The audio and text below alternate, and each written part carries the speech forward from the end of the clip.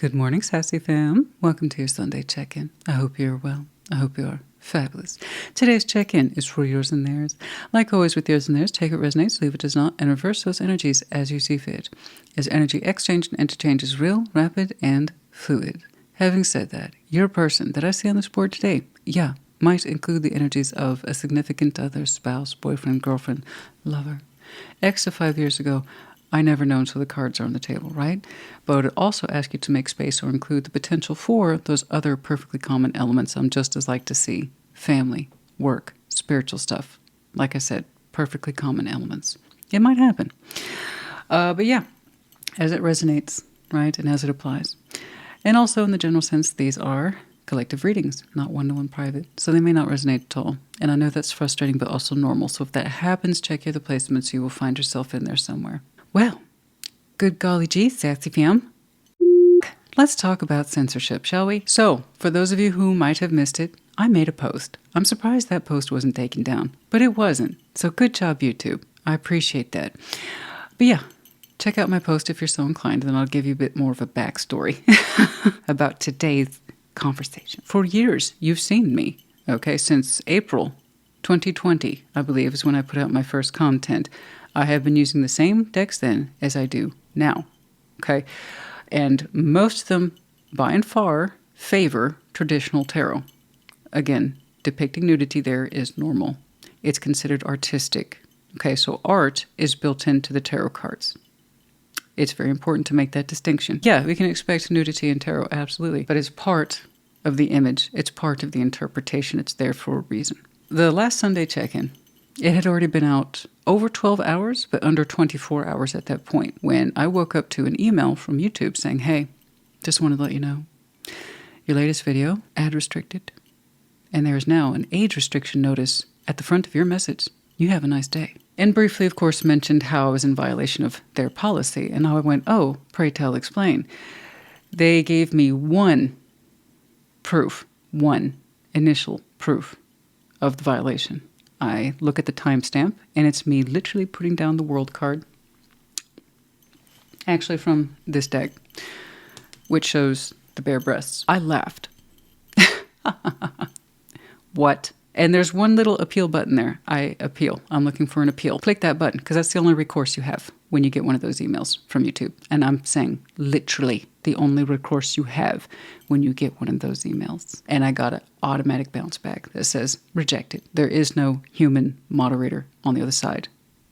There is no one to talk to. There is no 1-800 number. There is no email. That was automatically set for rejection. It's there as a technicality. And on that second return, it said, this is also an issue. And they timestamped or gave me the timestamp of the second so-called violation. It's me laying down the devil card, for which I laughed. Again, you will have noticed, of course, if you're watching me, that means you watch other tarot readers. You will see how some of them have intentionally covered up their decks, and others are like me. They show them as is, as they are, okay? No censorship, no cover-ups, no markers, no tape, no nothing. A lot of tarot readers opt in for sex-neutral decks, which are considered more modern. They are non-traditional, but they are considered more modern, and it helps bypass all this. But a lot of folks, they appreciate the traditional deck, but they marker through it. And I've seen them. And it's like that's any tarot reader's choice. Some of them do it of their own free will because they don't want to bother with any sort of policy violations, and I'll tell you why. It's not clear. It's not consistent. The stuff that is historical, documentaries, or scientific, they tend to get hit with this all the time. What I experienced was a drop in the bucket. For tarot readers out there, I completely support your decision to censor your work or do as I've done and use them as they are, as they were intended. To each their own. We all have to make that decision. I made a decision 5 years ago. And for those of you who continue to use your decks in whole, intact, without defacing your images, bravo. I support you. Absolutely. I say don't do it until you absolutely have to. But yeah, I just want to dispel this myth. Oh, you should already know. No, it's nudity. No, it's you have to censor them. No, I got some of that feedback as well. No, guys, let me clear that up for you. So, for those of you like, I don't understand. Why isn't it just a clear rule? I thought you might ask that, and you should, because it's not fair and it is not clear. Nay. So, If you actually want to answer on this, ironically, but not so ironically, you have to actually step outside of YouTube. I'm in it. Okay, and things are not clear. In fact, they're often convoluted on purpose. I want you to put this into Google for yourself. Okay? And see the response you get. I've done this many times and I've prompted it in many ways and I've gotten the same result over and over again with different variations in language, but it's amounting to the same thing. So if you want to try this for yourself, and that way you can better understand this censorship nonsense on YouTube. Yeah. So this is the question I asked repeatedly. Does YouTube censor art? And is it clear? Yes. YouTube does censor art, but the process is not always clear. Literally verbatim, it's saying this.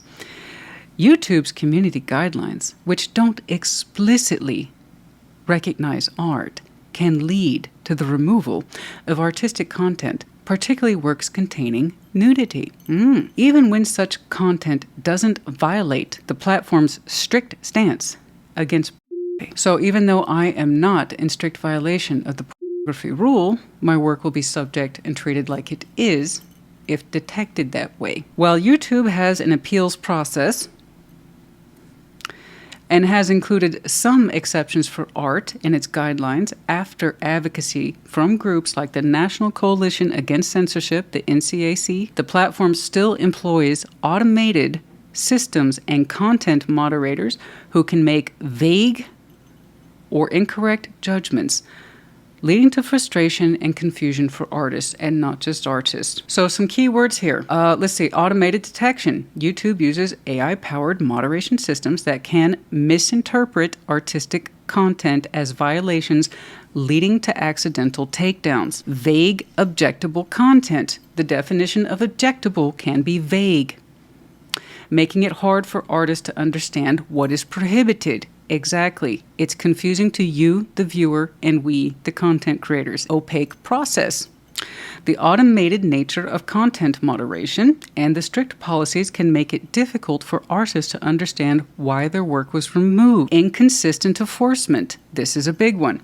Some artists have found success with their art, right? Some have passed, like me, for 5 years, while others have their similar works flagged, indicating an inconsistent application of the rules. There's so much more. There's so much more. So the reason why I wanted to stop and take a moment to emphasize this is because, again, viewers as well as content creators are equally confused. What are the standards, rules, and regulations? Yes, it's my work, and yes, it has art that depicts nudity built into it. Why am I subject to the censorship rule? Or ad restriction or age restriction? Why? When these other folks are passing, that's because they weren't swept up. They were not swept up by that, how is it technically referred to? AI-powered moderation systems. I call it a sweeper. It's detecting nudity, full stop, regardless of the origin or the design or the content. It just sweeps. That's all it does. So I went undetected, I guess, for like 5 years. And then mine got hit. And the same can be true for any tarot reader any day. You get to make your own choices. I have such strong feeling and devotion to art and the precedent that was made long before me. Hundreds and hundreds of years ago, like I was saying. You don't deface images. You just don't. Not where I come from. Not from what I believe in. I don't know what I'm going to do with Intimate Tarot. I have no clue. I really don't. I rely on heavily decks that set the tone. You'll recognize Big Red, which I can't turn over right now. These haven't been censored, and I don't know that I want to. These ones do contain sexually explicit images because that's how they were designed. They were intended for sexual energy readings. That's what they're for. I don't know what the heck I'm going to do with Intimate Tarot now. You don't understand. There's a butt, there's a titty, there's a nipple, like every other card. Or maybe you do know.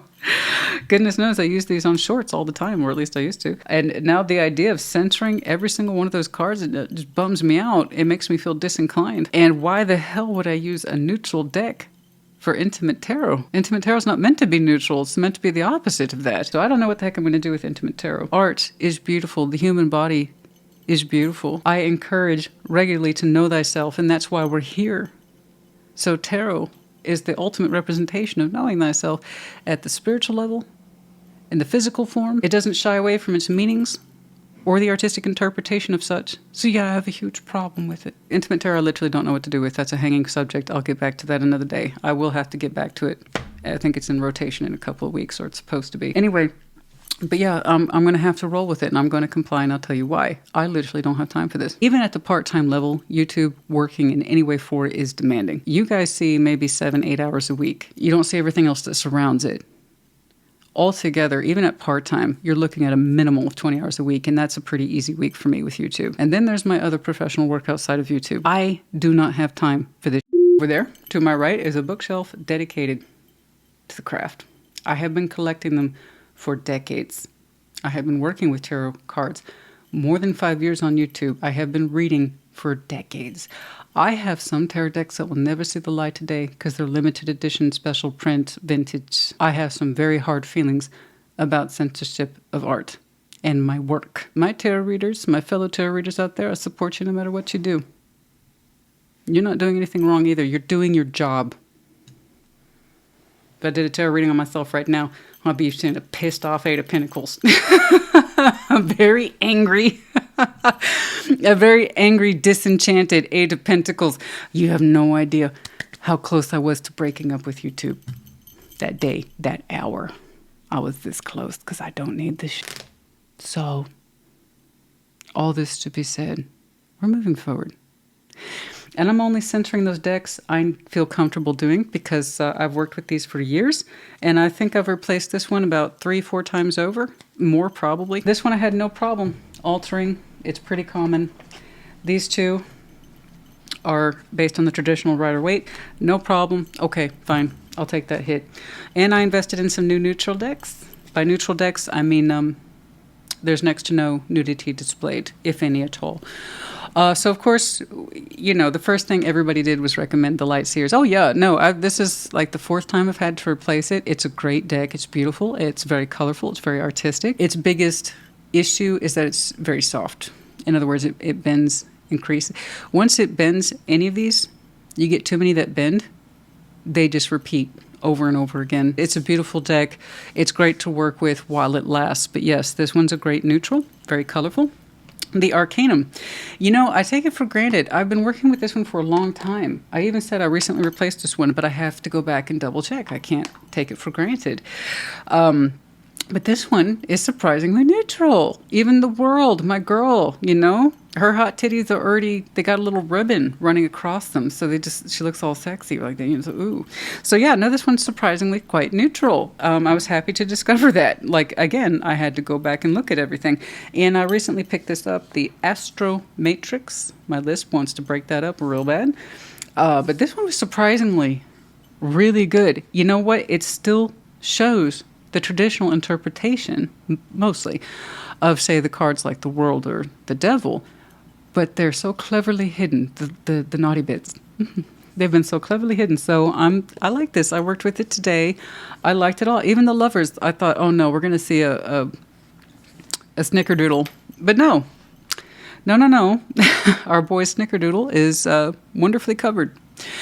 So if that gets hit for censorship, I'm going to be pissed because I know for a fact they are technically covered. Anyway, my point is that I have to relook at all my baseline decks.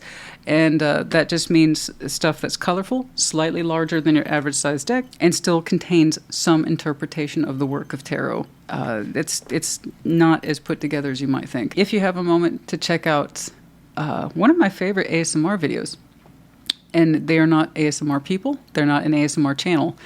That's just how I hear them. One of my favorite channels, Victoria and Albert Museum. I love their channel. And if any of you ever want a side note about some of my favorite YouTube channels and you would like for me to discuss that, yeah, I'll be happy to do that.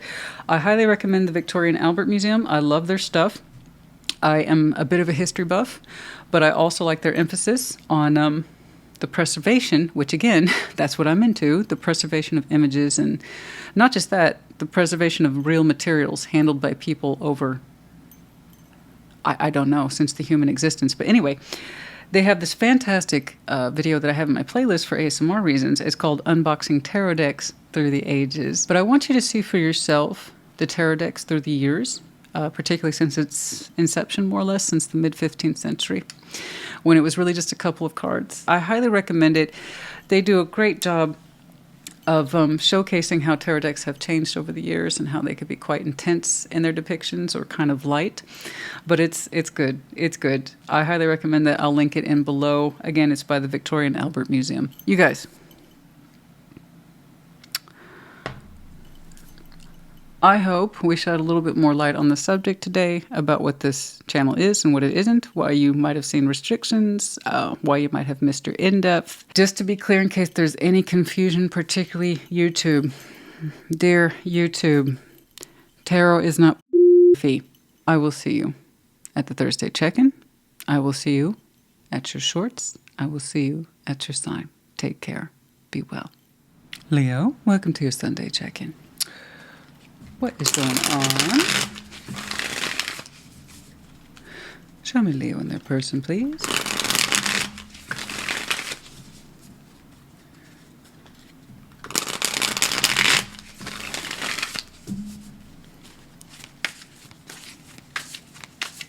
Like always, we're going to start with your side of the board, but it's explaining that intro, reverse energies, as you see fit. What's going on? King of Cups. Back up. Knight of Swords and the Queen of Cups. Yeah, okay. Oh, I hear thin men. Page of Cups, Two of Pentacles, the Sun. Okay. Five of Wands, the Empress, and the Four of Wands. See? Gosh. I don't know about that. Two of Cups. See, I know that you feel the love. And to some extent they do too. I just kind of wish that the argument would drop a little better. Because someone here is holding out for a point. It looks to me like you are very much invested in making peace. I want to make peace with them. I feel that in my heart. I would like to harmonize in the heart space. I would like to ideally be open to giving and receiving love in a healthy exchange. I see that. You feel that. You absolutely feel that as a truth for the Leo I'm looking at. In fact, some of you might have a lot of water in your heart, but you're saying it's absolutely within your heart's desire to make peace with this person and to be open to a fair emotional exchange. In fact, you've been very verbal about it with the Knight of Swords, so your communication as well as your actions have lined up to your emotional beliefs here that you're showing me and that you're being so very honest with. Honestly, you just want to get on the same page with that person. There's 100% consistency in that. Over here, Page of Cups, Two of Pentacles, the Sun. You see a lot less conviction.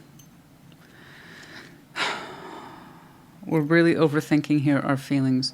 There's this idea of joy. Yes, happiness. Yes, I'd like to be happy with you. But it's going to be much harder to achieve that feeling of happiness when our heart space is so closed off and it's being overprocessed. We're a little too preoccupied about what to express and how to express it. What am I feeling, and is that even true? Yeah, we're overprocessing the simplest of emotions here. But then we have this magnificent goal that is the Sun.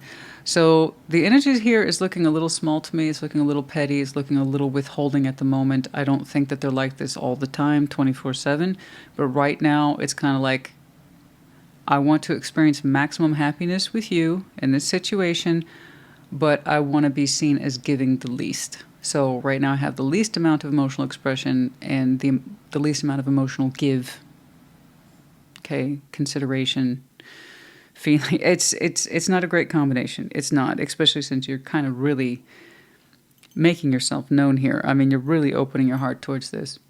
You can't confuse your intent. You made your intents very clear, and that's typically what I see a lot of issues with people, is that they're not making their intents clear. They're too busy backtracking or trying to find back doors in case they need a weasel out and stuff like that. No. You made your intent clear, so you can't confuse it. So I don't know why they're showing me such a reduced value. How can I give the least to this and get the most from it? That I don't like that. But here's where it's coming from. I think someone's holding out for a point, like my point. If you want peace and stability in this relationship, for once, how two people define it. So if it's marriage or otherwise, it's up to you. But if you want peace in this relationship, it needs to be done my way. And so someone's holding out for a point. There's a grudging point here. There's a fighting point. There's a sticking point. There's an agenda pushing point. See things my way, and then I will smile more warmly upon you. So it looks like this is an inflexible point with this person. It does look a little bit like, small, petty, a little bit begrudgery. When you've been so kind and above board in your expression and your intent, and honestly, you're rolling out the red carpet for them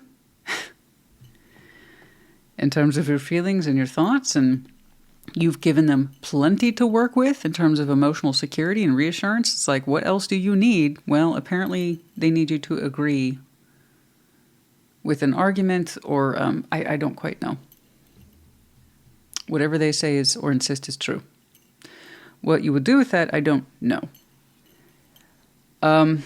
Given your kind of emotional wealth of activity here, you might call them out on it. It's like, I have this idea that in order for you to be friendly with me or to make peace with me or try to restabilize this, you very much want me to agree to this particular point. I would just say it for what it is. You're pretty good about doing that anyway. Okay? And if they really want to clear up the air with you, if you will, or make things happy again or sunny again, then they'll have to listen to that. It's like, do you understand that I think the world of you, but you're looking so small? So if that's so important to you, just say so. Okay? Because I don't like the response you're getting for someone who's being so vulnerable and open and honest. It's looking a little petty, like I said. Another person's important to you. There's a relationship here. I don't like the emotional withholding because they're holding out for a point. I don't like that. It's very small. Well, you won't get so much as a smile from me until you agree with da-da-da-da-da. It's small. It's small. It's kind of like, what's going on with you? What's wrong? Nothing? And then they pull that attitude for a couple weeks. You know that one? I can't do that shit. I really can't. It's like, this is why I'm mad. Or this is why I'm happy. You know what I mean? That's emotional claimancy, and that's where you are, which is beautiful. But anyway, I would just be direct. Tell them exactly how you're experiencing them. Knights of Pentacles, Death, and the Two of Cups. It feels like you're not getting any traction in this. There's that Two of Cups again. It feels like you're not making any progress. Goodness me, how long has this been going on then? Oh my goodness. We've got no movement in this. No progress? Really?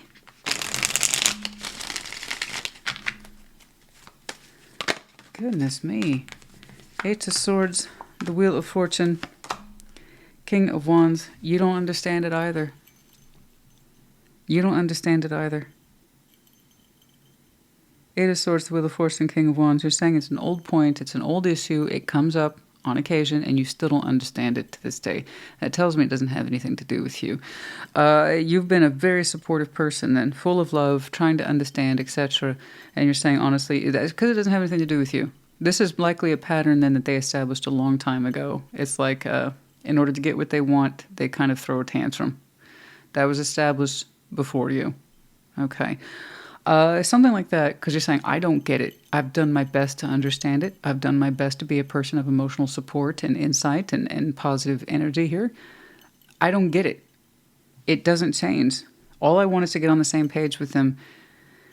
And then they go occasionally pull this on me whenever we have a bump in the road or argument. I think we've worked through it or that we can let it go. No, it comes back up again. So this is a problem. I hope you see that. I don't have too much more advice for you other than the fact that you should call them out on it. It's like, look, this is what I've expressed, and this is what you're giving me to work with, and I honestly believe you won't make peace with me unless you get what you want. Is that what I'm understanding? You'd be surprised at the results you get when you literally call people out, but you do so in a way that is emphatic, neutral, not accusatory. Try that. Okay. Because this is, see, Four Swords, Nine of Pentacles, it's something here somebody says, I don't need to work on. I don't need to think about it. I don't need to reflect on it. No, that's not who I am. So we have deflection here. Again, speak to it. If you're connected to someone who you say is important to you and they have a habit of deflection, abdicating responsibility, I didn't do that, I'm not thinking those things, I don't need to work on it. That's exactly what you need to say. I'm under the impression that you think that this is something that you don't have to look at. But it affects me, it affects us. So I'm asking you, if you value who we are, that you do. Because I still don't understand what the issue is here. But yeah, I don't have to think about it. I don't need to chill on it. I don't need to reflect on it. I don't need to heal it. No, no, no. No, no, no. And yet we're still at odds. You say you want to be happy. And yet, I feel held hostage in this. I want what's best for you. You don't understand. I want what's best for you and for us. So how do we do that? Again, defer to them. Make them think about it. And do more than just give you this kind of pissy energy and leave me alone. Okay. Hopefully that helps you. I don't know. I would like to have a longer check-in for you about that one. Follow up, if you will. I would like to have a bit more of a follow-up on that one. Beauty. Charming, graceful, kind-hearted. Oh, yeah, I see that in you. Oh, 1000%. I think you are showing me a great deal of kind-heartedness, yes, and that you have a tendency to be very graceful. Distracted, overthinking, yeah. Sidetrack, change, delays, missing you, craving, desiring, but thinking. It's distracted, not thinking about this. It just, again, abdicating responsibility. I don't have to think about this. Distraction, I'll get back to it later. When they're the ones holding out for the point, I don't even think they know why they're arguing. And sometimes you see that as it comes up quite a bit. Distracted and overthinking, particularly overthinking their emotions while being argumentative, and that's not good. They always lose track, or they try to distract or deflect from the argument to actually resolve it, is my point. Okay. So again, I would say call it out, but do so in a way that's neutral and emphatic. You can't control anybody's response, but you can control yours. Take action. Okay? I see that you're used to it. Knight of Swords. Yes, please, I do. I would like it if you took action. Again, you don't have to do anything. Tarot's the proof of choice, not the absence of it. But clearly this person's important to you. Whatever this relationship is to you. I don't know who it is. It's kind of actually coming across this relationship is someone that you have to live with. Or you feel you have to live with. Or you have an environment where they tend to do things their way and they don't like having to explain why, or they feel that they don't owe anybody an explanation, and it kind of comes from stinted emotions. So it is coming across that way. It may not necessarily be a partner. You know, it could be an overbearing mom or a disapproving figure of some way that they're never quite satisfied and you have nothing but good intention towards them. Anyway, so there's something to think about there. Because you don't seem like you don't want to just world this. You don't want to just end it. That death I saw was in position of moving forward. It isn't. That's a problem in terms of getting on the same page. Okay. I'm leaving. Oh, I'm ready to leave a situation or mindset that has not served me and hindered my growth. Okay. Warning. So even if it's temporary, like I need space from this or I gotta go, then verbalize it. It looks like this dynamic you and I have, or this path that we're on, isn't changing anytime soon. I've gone out of my way to try to understand you and make me feel more comfortable with me or sharing with me what's going on or how we can fix this. You won't share. So that tells me I don't need to be here right now. So when you've had time to cool off or you're in a better disposition or a better frame of mind to talk and actually talk, I'll be there. But for now, perhaps some of you are going to get distance from this. Once more, I don't see it as a long term. I see it as a short term. And I think that that's perfectly... I mean, again, there's only so much you can do. You can't make someone participate. But if you feel you got some extra mileage in you, perhaps lay out some of the thoughts that we discussed today. See where it gets you. And if it doesn't, okay. We're going to pull the space card. The Six of Swords, if you will, even if it's a temporary leave.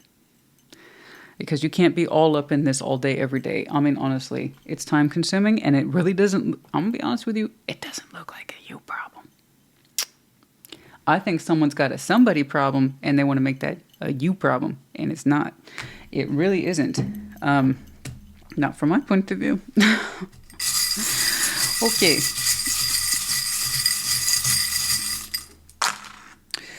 Okay, we have G, E, F, E, F, G, Q, and D. We have the envelope in reverse, a lack of communication here. I see that. And what little you get is very tight-fisted and non-productive. In fact, it's argumentative and it's still...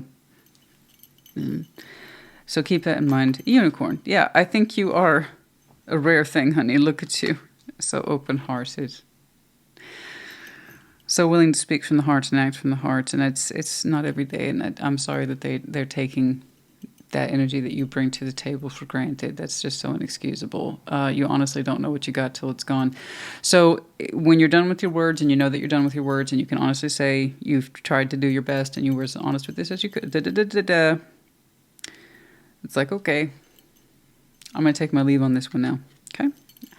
All right. I do hope this helps you. Anything else here? I don't think we need time cards. This is all more or less happening within the framework of now. But I do hope it helped you. Okay? You go about your graceful, kind-hearted self. I hope this helped. Put in the comments. Take care. Be well. Sag, welcome to your Sunday check-in. Show me Sagittarius, please.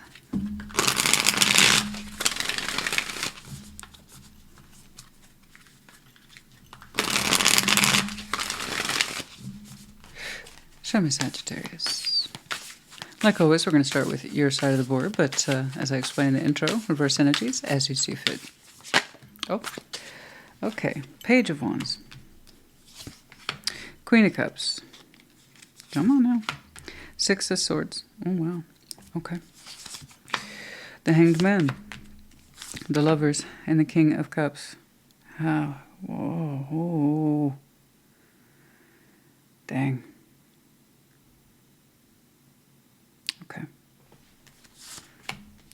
Four of Cups, Nine of Cups, Seven of Pentacles, Four of Wands in the overview.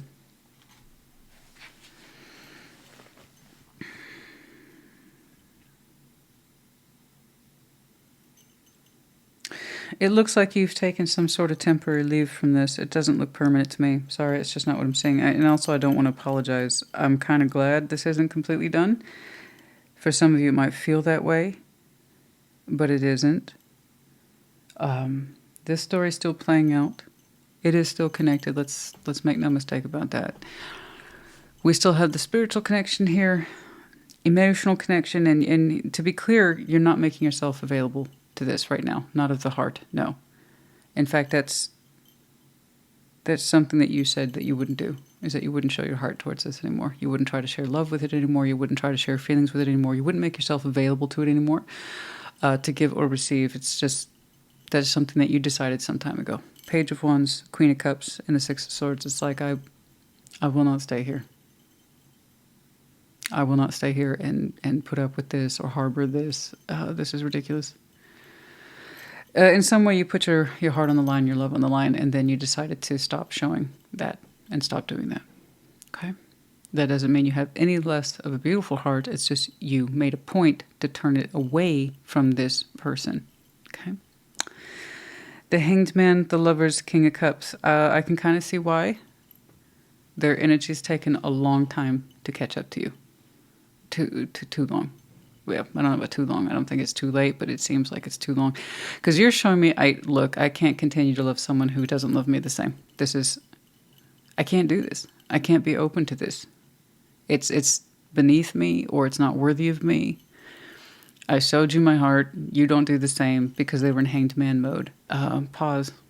I need time to think. I need time to think. And this is where I wish people would understand. It's like, okay, you need time to think. You need time, this, that, and the other, but you do it on your time, not mine.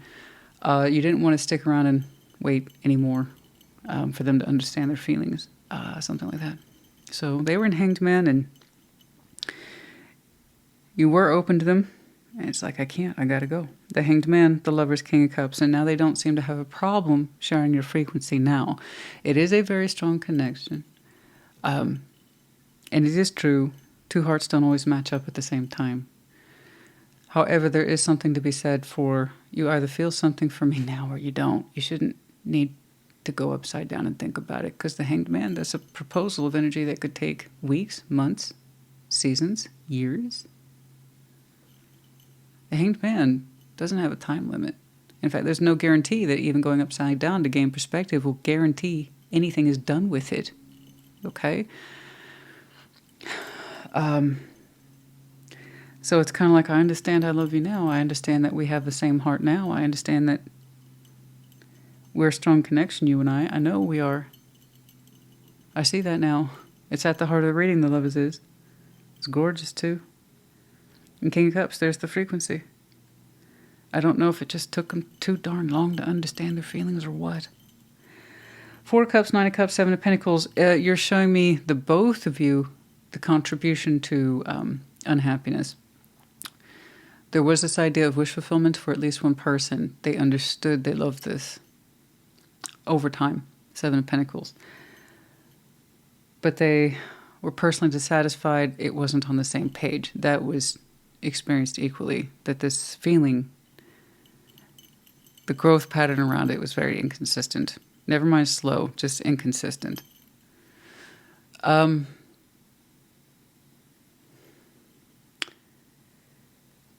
It was too much emotional disparity. It was too much disappointment. Despite the fact that somebody understood that this personally pleased them emotionally, they loved it. We couldn't ignore the fact that it had plateaued and it wasn't changing. There's something here about this doesn't change. Whatever this is between us, it doesn't change. It doesn't do anything different. It never looks different. It never feels different. I know what I feel, and I gotta go. You don't match me. It's like, I know you don't match me. There's just no way now you could match me. And that's where you kind of like, I give up, and it's not my responsibility to stick around and find out any more than I already have done. And I don't blame you for that. You had plenty of evidence here, because that's evidence. Seven of Pentacles is, you can't argue with it. It's established.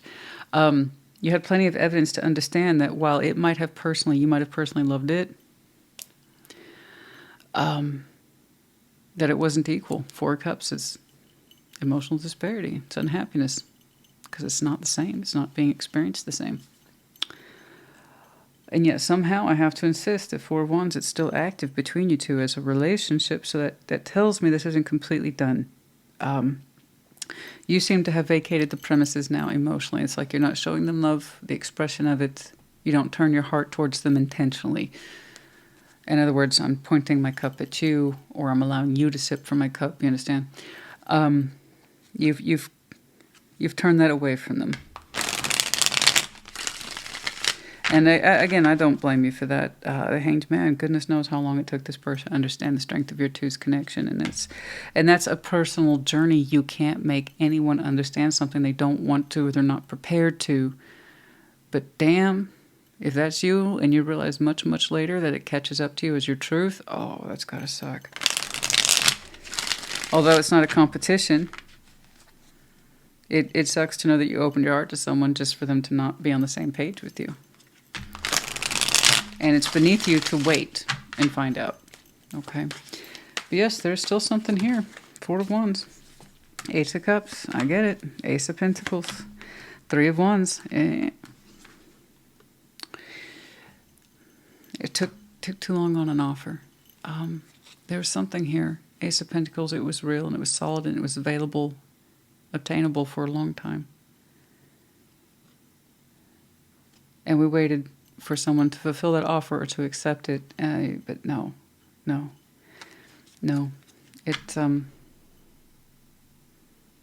It realized that it was ringing hollow. No one was going to meet you there to join that space of taking that Ace of Pentacles. It's not substantial enough, or it just, I don't know. It feels hollow. If Five of Cups tried to pop out, weren't available to take it, I don't know. Justice, Four of Wands, Ace of Cups, and what was not taken or taken seriously the first time, it seems to be taken very seriously now.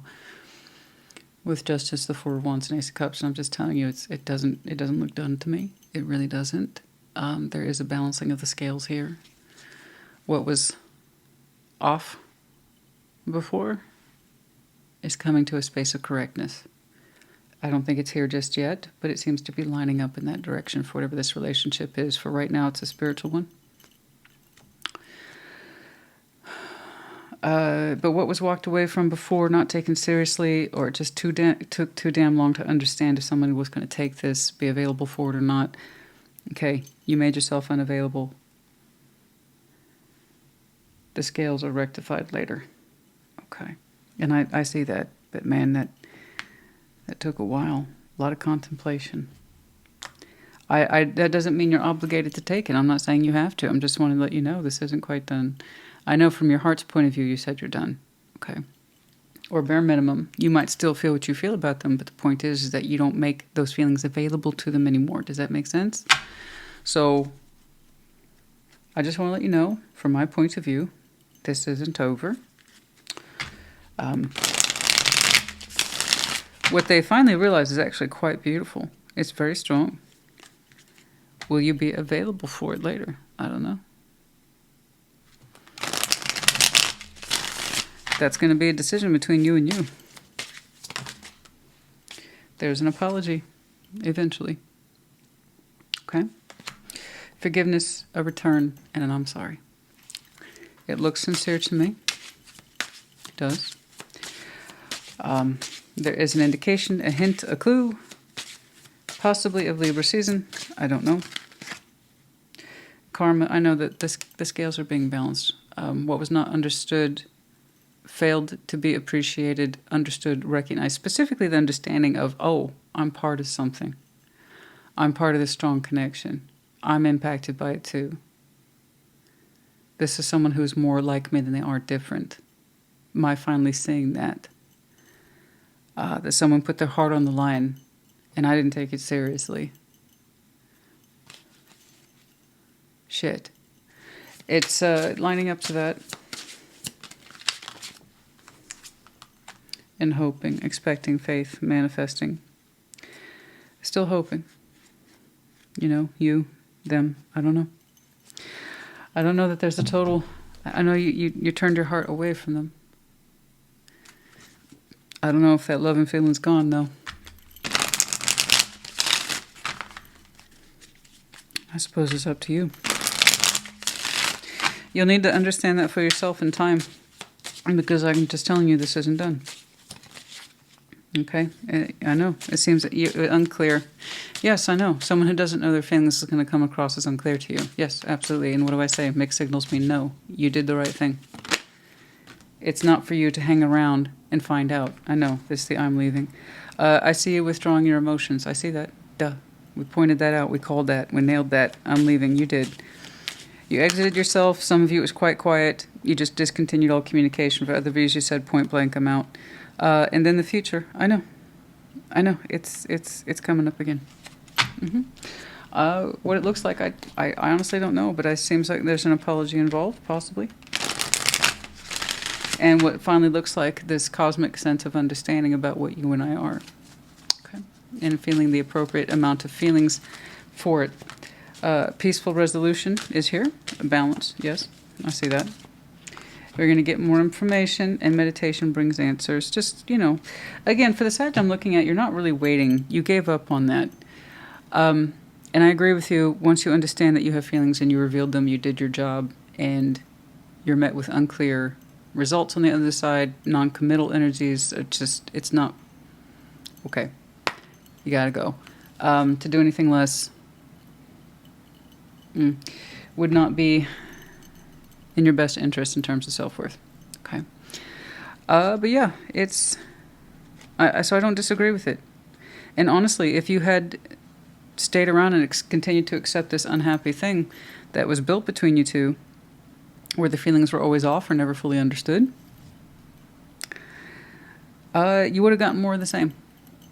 And sometimes it takes change, obviously, to generate change. Because, again, keep in mind, no change plus no change equals no change. Okay? Something I say all the time. Because it's true. Of course, that's not to be misconstrued with people who purposely fake endings in order to generate a result. That's no good. You really had to walk away from this and not make your heart available to it in order for it to understand its feelings in your absence of love. Not feeling threatened or hurt or violated or manipulated. I see fake endings all the time, and people get the result of that they deserve. Okay, we have the 2 medallions of Leo. You might have some very strong Leo in your chart. Could be connecting to, or this last Leo season, which was not too long ago, was very, very important for the shifting, possibly, in feelings. Because I do see the medallion of Scorpio here, transformation. It might have been that transformation for one or both of you is complete by Leo season. But yes, you could have any of these very strong placements in your chart. Could be connecting to the season might be important to you. We have the fox, cleverness. Also very cute, cunning, but smart, intelligent, and moves fast. The unicorn. The unicorn. Currently in its reverse state. It probably felt like it was a non-magical situation. I actually think it was quite unique. But it wasn't known, or won't be known until much later. But at the time, you probably told yourself, rightfully so, that what you're experiencing here, and this is what actually counts, this isn't magical, this isn't unique, it's fucking disappointing, and it was stretched out for a long period of time. I gotta go. You know. I hope this helped you. Oh, wait. Letters. I didn't get any letters. Gotta have some letters. Just some. You don't need a lot, but come on now. N, F, Q, and V. All right, Saggy honey, I do hope this helped you. Put in the comments. Take care. Be well. Aries, welcome to your Sunday check-in. Show me Aries, please.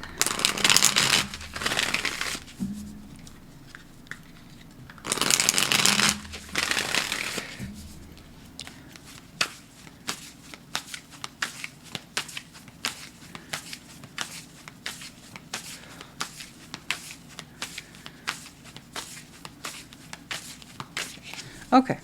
Starting with your side of the board, but as I explained in the intro, reverse energies as you see fit. The High Priestess, strength, oh my, the Fool, look at you, wow. Looking just a little powerful there, my dear. Very nice, very nice. All right, 5 of Cups, King of Swords, and the 5 of Wands. Yeah, okay. Oof, yeah, okay. 5 of Swords, 4 of Cups, and the 10 of Cups. You look great. 9 of Pentacles. So, one of my favorites. Strong sense of self, individuation, can-do attitude. I am self-sustaining. I know how to build my own stuff. I know how to add to my own coin. I built my comfort zone, literally. Nothing was handed to me. I worked for everything I got. Okay? I'm a person of note. Look at me. This is what I can do. I'm good at it. So you are. Showing me a sense of, this is where I'm at. I feel good. I'm secure. And strong, too. The High Priestess, strength, the Fool. Yeah. Gosh. Look at you. On the outside, steady as a rock. Very capable. This is what I'm doing. Energetically, you're just a blast, honey. You're absolute blast. The High Priestess, strength, the Fool. It's, gosh, you insist on listening to yourself. It's not the easiest method for navigation in this life, but you insist on doing it. So good job. But yeah. You have a strong sense of will there. It's like, what I feel is what I'm prepared to back up. And I just see you being so open to whatever as the Fool. You seem to open to opportunity in life. And it's like, basically, if I feel it and I feel that it's correct, if it's a good thing, I'll back it up. Strength, the Fool. I'll do it. I'll take a risk. I'll open up. I will. You strongly believe in the intuitive self. You really do. And you try to listen to that. Good for you. It's a point for many of you. It's a point of pride. And it is tricky. It is tricky, but you do a good job with it. Typically, when you take a chance on something, when you roll the dice on something, whatever that is, it seems to work out for you because you listen. You listen to yourself. It's a good job. Really good. Love this. This is fantastic. I bet you're that type of person that when you do things not everybody understands, but you're like, well, I get it, so.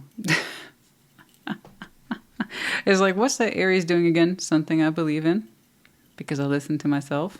Maybe I wouldn't understand that, but I do. And you're right. It's kind of like that is for you. That is literally for you. That is your process. I just have that feeling that whatever you open up to, say yes, you're not right all the time, right? Not all the time, but more often than not, when you go for something, you go for it. Good for you. I don't know what's going on over here. It makes me sad. 5 of Cups, King of Swords, 5 of Wands. Somebody's looking at you in the connection, and they all kinds of pissed off. That's unfortunate. They're sad too. They are sad. Yes, very sad with the 5 of Cups. They got memories with you, and they find them very upsetting. But King of Swords, 5 of Wands, though, it's coming out as anger. Very cutting. Very cutting with words or thinking, and harsh. Very harsh. It looks very harsh. It looks very critiquing. It looks judgmental. But it's coming from pain. It's like, I can't show that I'm in pain, so I'm going to sit there, look at Aries, and critique him to death. It is very cutting. It seems like this person's got a lot of disparaging words and thoughts. Again, it's coming from pain, but that's not an excuse, guys. It's context, but it is not an excuse. So I don't know who this is to you. It's interesting because you seem to be determined to ignore it. It's like, that's not my problem. And you're right, it's not. You're like, I'm over here. You know, you hear that expression all the time, I'm doing me. Well, you actually are. And it's not to rub it in this person's face. And it's almost like that's where that sourness is coming from. You're acting so independent and full of joy just to rub it in my face. Because it's coming across as internal conflict as well with the 5 of Swords about self-sabotage. And it's just not true. You are out there living the definition of your life every day, powerfully. I mean, that's amazing. Again, that's not everybody's cup of tea. This can often lead you to doing things the hard way. But hey, you were open to it and it felt right. Okay, so let me tell you, this is not always a straightforward formula. It takes a certain brave, foolish heart to do something like this. Because once you find yourself in it, you're in it, you know? So I see that when you take something on, it's brave and it's bold. And more often than not, it works for you. You've done good. Some of you might be financially independent. Well done. Yeah, but there's so much sourness rolling off this person. They do not look upon you favorably. I see. 5 of Swords, 4 of Cups, 10 of Cups. Yeah, man. That's a serious Debbie Downer there. You seem to know who they are. They're in your inner circle. Whatever that means to you. Inner circle is different for everybody. Family, friends, spouses, kids, lovers, whatever. The point is that when you look out upon the world, you're glad that they're there. And I see you're turning your back on this person. And that makes them mad. It's almost like, why aren't you including me? I want to be part of it, and you're purposely excluding me. There's so much disappointment here. It's kind of like, I wish I was in on that. I don't quite know. I want to feel included. Why am I not included? And you would have your reasons, but honestly, you don't seem to be concerned with that. You're doing your own thing, and I kind of wish this person would do the same. Because honestly, and here's the thing. This is supposed to run both ways. Whoever this is to you, if you were to reflect on them, you would think of them very poorly as well. You might think of them as being emotionally manipulative. And it's unfortunate because they're in your inner circle. But that doesn't mean you've cut them out, but that doesn't mean you have to pay them any mind. It could be that you are deliberately ignoring them because they bring nothing but negativity to the equation. But yeah, I mean, there's some emotional manipulation here. I'm upset. Give me attention. I feel like I've been slighted by you for my own perceived notions of poor self-esteem or abandonment issues. Make it up to me. Why aren't you taking me more seriously while I cut you down? See what I'm saying? It's not healthy. And so it's not that you're deliberately ignoring this person, but that's not how you live your life. You are literally living your life right now. So you are aware who this is. From your point of view, you probably see them as someone who's always sad, someone who's always down, someone who's always living in the past, and someone who tends to lean into emotional manipulation. From their point of view, they're like, I think negatively and you should know that. I think negatively of you and you should know it. And that's clearly stemming from their own bullshit. 5 of Cups, 5 of Wands. It's weirdly critiquing when they should be looking to themselves a little more. You know? I think they need to take a little look in the mirror. Because it's not that they're unhappy with you, they're just projecting onto you. There's a lot of shit they're carrying around that they need to sort out. That's no good. But yeah, they're in their inner circle, honey. I don't know who that is. Family, friends. I don't know. But they don't have your full-time attention. No. And that's one of the reasons they mad.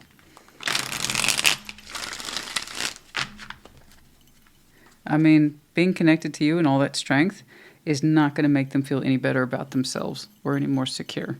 But tell that to someone who is extremely insecure and projecting. Okay.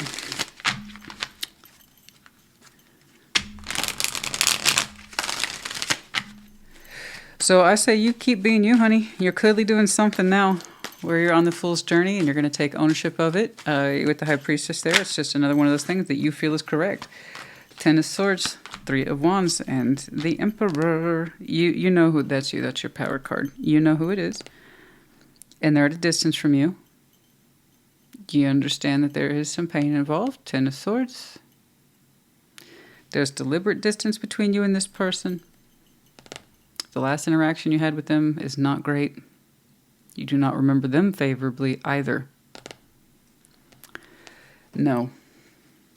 Ten of Swords once more is no guarantee of an ending. I'd have to see a lot more than that. People can live with, a substantial amount of pain before doing anything about it, or if anything at all.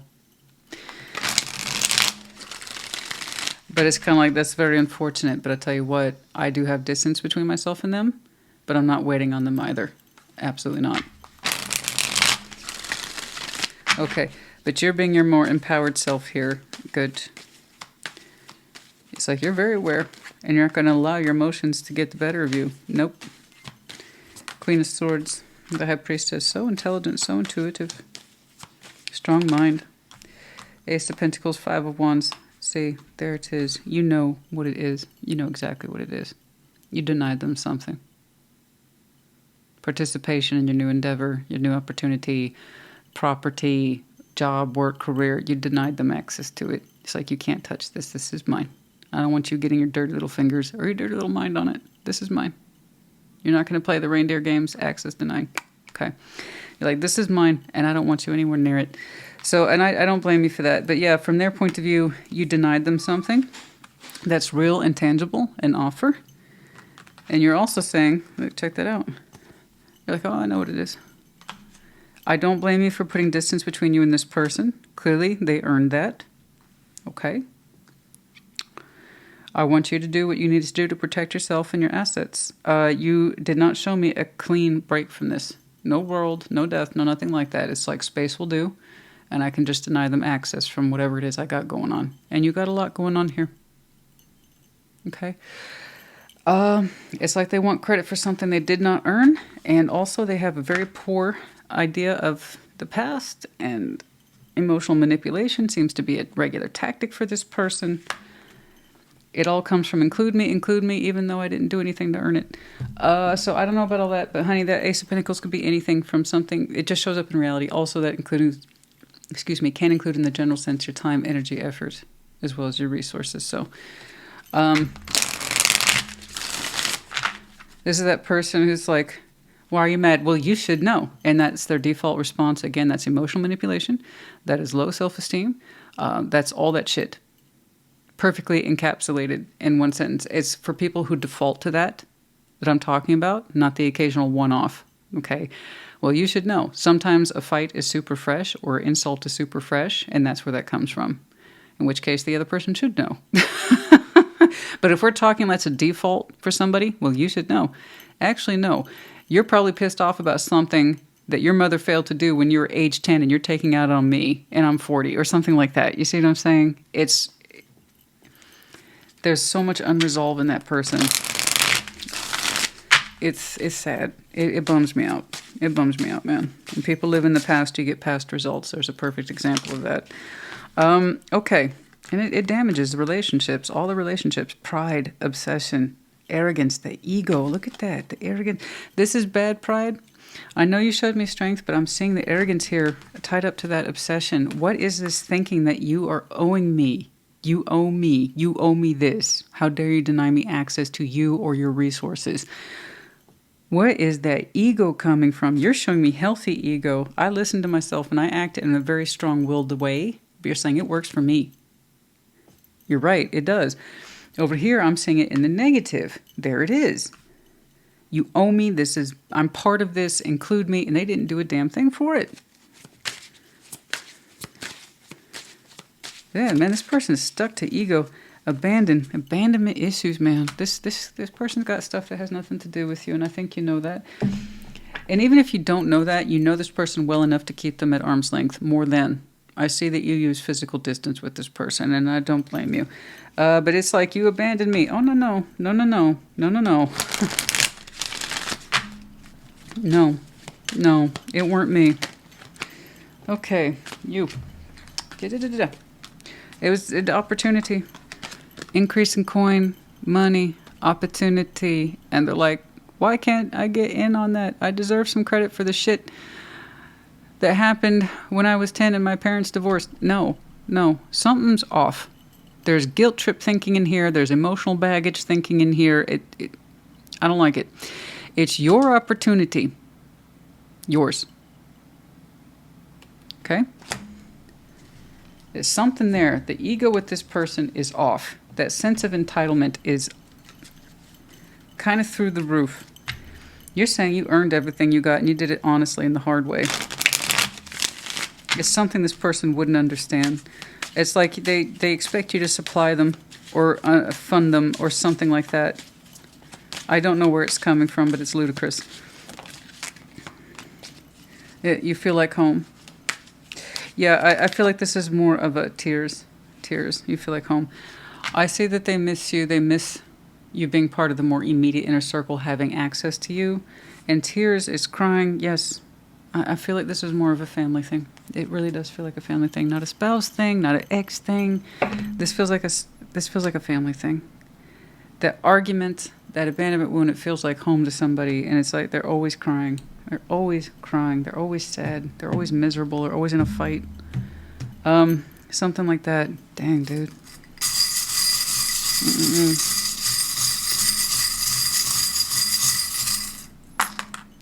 Why? You. Sagittarius, Taurus, and Cancer. You might have any of these very strong placements in your chart. Could be connecting to, or their seasons might be important to you. Aries, honey.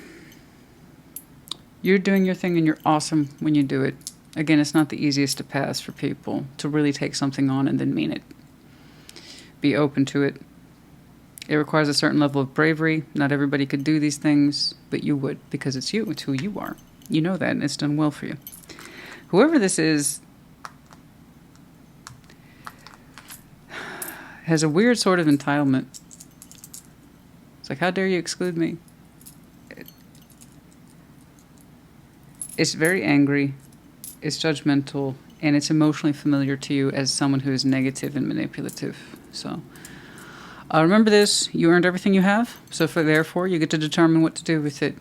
Okay? And that includes your own personhood. I hope this helped you. Put in the comments. Take care. Be well. Aquarius, welcome to your Sunday check-in. I'm curious about what's going on in the neighborhood. I guess some of my neighbors are getting some work done. You hear that? Oh, gravel. Oh, somebody's getting some gravel put down. Oh, okay. Where is they? That didn't sound like a lawnmower. Oh, boy. Yeah. Yeah. I don't blame him for going xeriscape, honestly. I don't. I need to look into that myself. All right. Anyway, back to it. What's going on? Show me Aquarius and their person, please. Like always, we're going to start with your side of the board, but it's like explaining the intro, reverse energies, as you see fit. And of course, please do excuse the background noise. Page of Swords. Okay. The Hermit. 7 of Wands. Okay. You grew into that, but respect. Very good. The World. Oh, Death. Yeah, okay. Knight of Wands.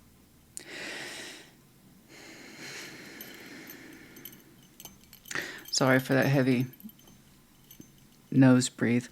Okay. Two of Swords. Page of Cups and the Six of Pentacles. Oh, you, darling, you. It's good to see you. There you are, darling. The Star, that is your power card. Good. That tells me I know you're more correct than not. And more to the point, you do as well. You have every right to block this. You learned a lot from it. It taught you a lot. You already know that. The Star, you, darling, you. You are feeling yourself these days, as you should. You have higher reaching goals, aspirations, dreams, etc. that you are currently in tune with and are very much actively trying to make true. And in order to do that, you're saying one of the things that you need to refrain from is whatever the hell this is, and that way you can better focus on your true vision, because this ain't your true vision. You already had a talk with yourself about that, and you're saying it's not really for me, it's not my thing. Perhaps it was once upon a time, but it's not my thing anymore. I'm better than that, I'm bigger than this. Frankly, I've got other things I need to do, and so you are. Page of Swords, the Hermit, Seven of Wands. You had to grow into this. Whatever this connection is, you had to grow into kind of your final form in it, and that is why you should ultimately defend yourself from it, not entertain it, not humor it, not talk to it, silence. You chose that, and it seems to be a good choice here. Page of Swords, the Hermit, and Seven of Wands. It wasn't always the case. You had to grow into this. Page of Swords, little guy. Little bit of knowledge there. But then you took a lot with that, the Hermit. You learned a lot. You look back on your path and this connection. You weren't always so convinced that you should block it or show boundaries to it. But indeed, that's what you learned. It's like looking at this, looking at my own history, knowing me. I am better off blocking this. Taking a stance, firm boundaries, and defending myself. It's like it's my truth as I best understand it. Okay. So you had to grow into this. This was not obvious knowledge to you. Not at all. Someday people say, like, isn't that obvious? No, it's not. It's not always obvious. It really isn't. Especially when feelings are involved or a sense of connectivity is involved. Understanding ultimately that we need to take something off our path, gain distance from it, permanently, short term, whatever. Be done with it. Some people have to grow into that, and that's what's the case for the Aquarius I'm looking at. And it's good because I insist you have other things you need to do. Okay? But yeah, this looks like a big distraction. Like, I don't need the distraction. And I had to see that. It took me time to see it, and I learned some shit the hard way. But it took time to see that ultimately whatever this was a big-ass distraction. And I'm better off blocking it. Okay, the World, Death, Knights of Wands.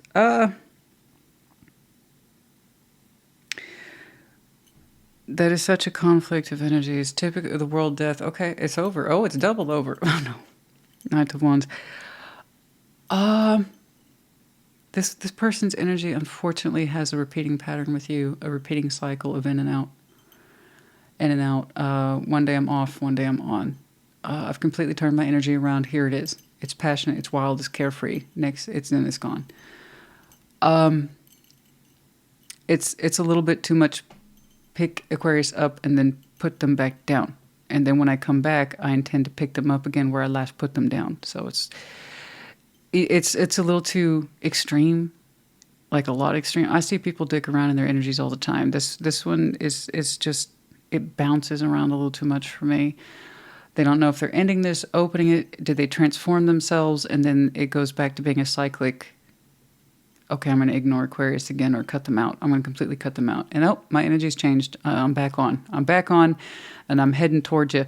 So I can see why you had to take your time with this. I mean, you really had, Page of Swords is a Hermit, Seven of Wands. It took you time to grow into this notion, I should block this inconsistent behaviors and energies. Because I tell you, when it was turned its focus on you, it turned its focus on you. And then when it was gone, it was gone. And it's way too elaborate, though. It's like, I'm changed. This is over. I won't show this energy anymore. I won't show up anymore. And then here I am again. It's on again. It's a little too extreme for me. I see people dip in and out. I see people be like, I'm emotionally unavailable, but here I am, I'm trying. Okay, that's a little bit more moderate. That's a little more moderate to the human experience.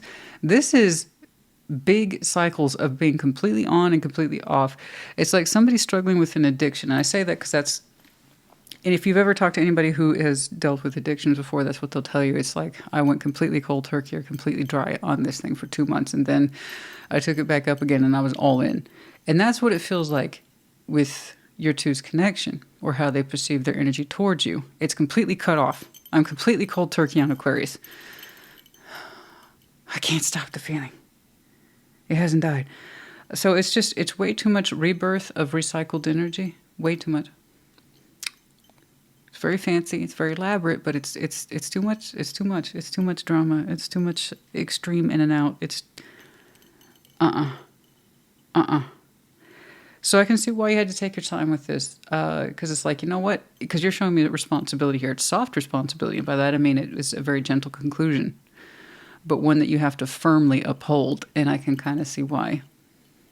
It is a gentle conclusion based on wisdom, experience, but it's a firm physical block. Like, no, I can't have this in my life. It's way too distracting, and it's... You don't know what the hell it means. You just know the end result, right? And you're right. You ultimately don't know what the hell's going on with this person. You just know the end result. So let's talk about that. 2 of Swords, Page of Cups, 6 of Pentacles. What the hell are we doing? This is confusing. When we connect, it seems okay, like structurally sound. But I never really know what you're thinking or feeling, and it confuses me. So this is what it looks like in reality.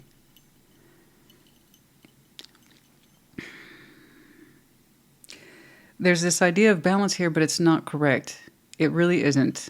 The connection overall, how you were experiencing it, it wasn't correct, even though on the surface it looked fine. Something was going on with this person where it's like, I'm on you and then I'm off you.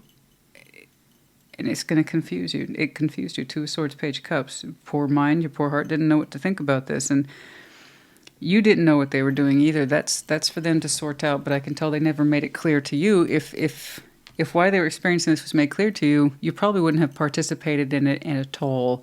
It's like, oh, if I had known that you would see me as an addiction or something you're into one day and you're off the next, I wouldn't have bothered trying to balance with you at all.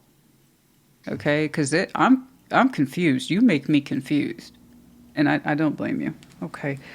So yeah, I see, that's speaking of addiction. Speak of that devil. Now my censor decks, my kind of rough translation at censoring. I just put some X's over those devil titties, and I gave everybody bras and what looks like a lot of pubic hair. I'm sure it's supposed to be a bikini, but that's not what it looks like. When you're just using a regular felt tip black marker, yeah, it probably all looks stupid from a distance. Anyway, yeah, that was this cyclic addiction, wasn't it? Or that's how you felt like you were being treated. Like, you're treating me like some sort of addiction. I'm a person. I'm a person. I have thoughts and feelings, and you confuse me. I'm not your little abstinence challenge. You know, I can quit Aquarius for 30 days or 60 days or whatever it was, and then show back up and tell myself I'm better for it. No, what the fuck? No, you're not anybody's little challenge there. That shit they were going on with, honey, that was their own war. Excuse me, war. It had nothing to do with you. You know, you were the object of their current affection, or you were the object of their current addiction, because that tells me they have addictive cycles. So that means it wasn't just you. Okay. I mean, I don't know. I keep getting that word addictions. If they're not addicted to one thing, it's another. And that often happens. I'm an ex-smoker, so I get that. It's like you need something. And I do agree, you do need something, but you shouldn't take it out on people. You find something else. You know, get addicted to gum, for God's sake, but don't get addicted to treating people like your chemical romance, your next chemical substitute. It's ridiculous. You know, that's what I feel like you got caught anyway. I'm sorry. I'm not trying to go on and on. It's just, this is definitely one I would love to push. I really would. Ace of Cups, the Empress, and the High Priestess. What about it? That looks beautiful. What's this about?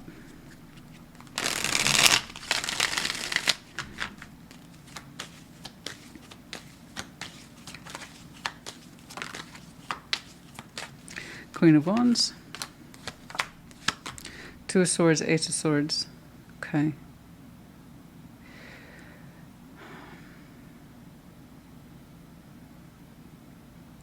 There's such a beautiful sense of loving thyself and having respect for thyself and thy feelings.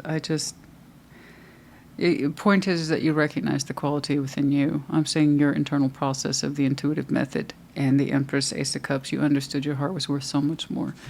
That you love big and that you love generously, and this wasn't it. This is for someone who seemed to be in it for reasons of passion, that's clear, but everything else after that was confusing and delusional, and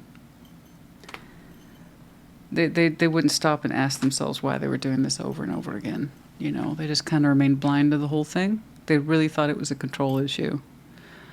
I'll just leave you alone or leave the connection alone for days or weeks at a time, and then it's a matter of strength and will. We're good. Okay, I can see them again. It's time now. That's what it looks like to me. And they remained blind to the bigger issue. They thought they had it. Like most people have an addiction, they thought they had it. They had it in control or a grip. And honey, you're not an addiction. You're not anybody's pet project for self-improvement. You're a whole person. You have a beautiful heart space. You have a strong sense of self-worth. And that your love is worth so much more than this. There's something about this that you gently had to come to terms with and reinforce, and I am sorry for that. I don't think you wish this person harm, but you don't want to be caught up in their harm either. No. You don't want to be anybody's issue or patterns or unresolved addictions, you know? Yes, too much confusion around that person. What they were doing, why they were doing it. It wasn't your place to solve it. Honey, you're not the counselor. You're not their mama. You're not their priest. They need to come to terms with that shit, not you. Okay, apology. You're not the only one who got that. Maybe, maybe not. I don't know. The way that kind of disconnected, the way you kind of distance yourself from it, and you still firmly adhere to that to this day. Boundaries, silence. Boundaries. Okay, so I think that's you then. You establish boundaries. It might have run to the effect of, I'm sorry, but I can't see you anymore, or I'm sorry. This is too weird to me. I'm sorry. There's something about this that feels wrong, or you make me feel bad being connected to you, or I'm part of a bigger problem that actually has nothing to do with me, and I don't want that. It is boundaries. You exercise boundaries. It is silence. And then you went silent, I believe. It's not an accusation. Don't take it as one. Clearly, they would have kept doing this. Clearly. If you hadn't put a stop to it. So I can see if you went silent on them. It's like, if I don't stop this, it's just going to keep coming back up. So I say that apology is coming from you in that context of maybe you felt bad. It's like, you don't get it, do you? You don't see it. You don't see that shit you're doing. I do. Or you might even apologize for your exit. It's like, sorry, I have boundaries now with you. I don't know. I'm not saying you owe them an apology. I'm saying it's something that I believe was sincerely expressed. Listen to your intuition, and so you did. Right back here, it's again knowing your worth and that your heart is so much bigger than this nonsense. And you know, it's the Empress with the Ace of Cups, and they were playing around with some, you know, passionate, running wild dickhead energy that they could control. So that object of their sexual obsession or their sexual energy, it has nothing to do with you. It was unlikely. The situation being more fruitful is just unlikely. Yeah, I completely agree. Okay.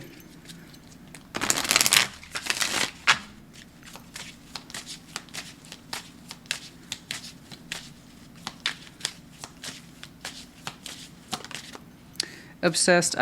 You were treated like an obsession or a drug or an object of sexual obsession. Done. Okay, I'm done. You're done. Clearly, you're done. You got other shit to do. I'm done.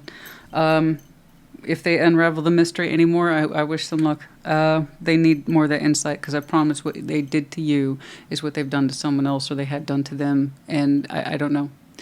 There's a compensation thing there for imbalanced actions. Yes, we often.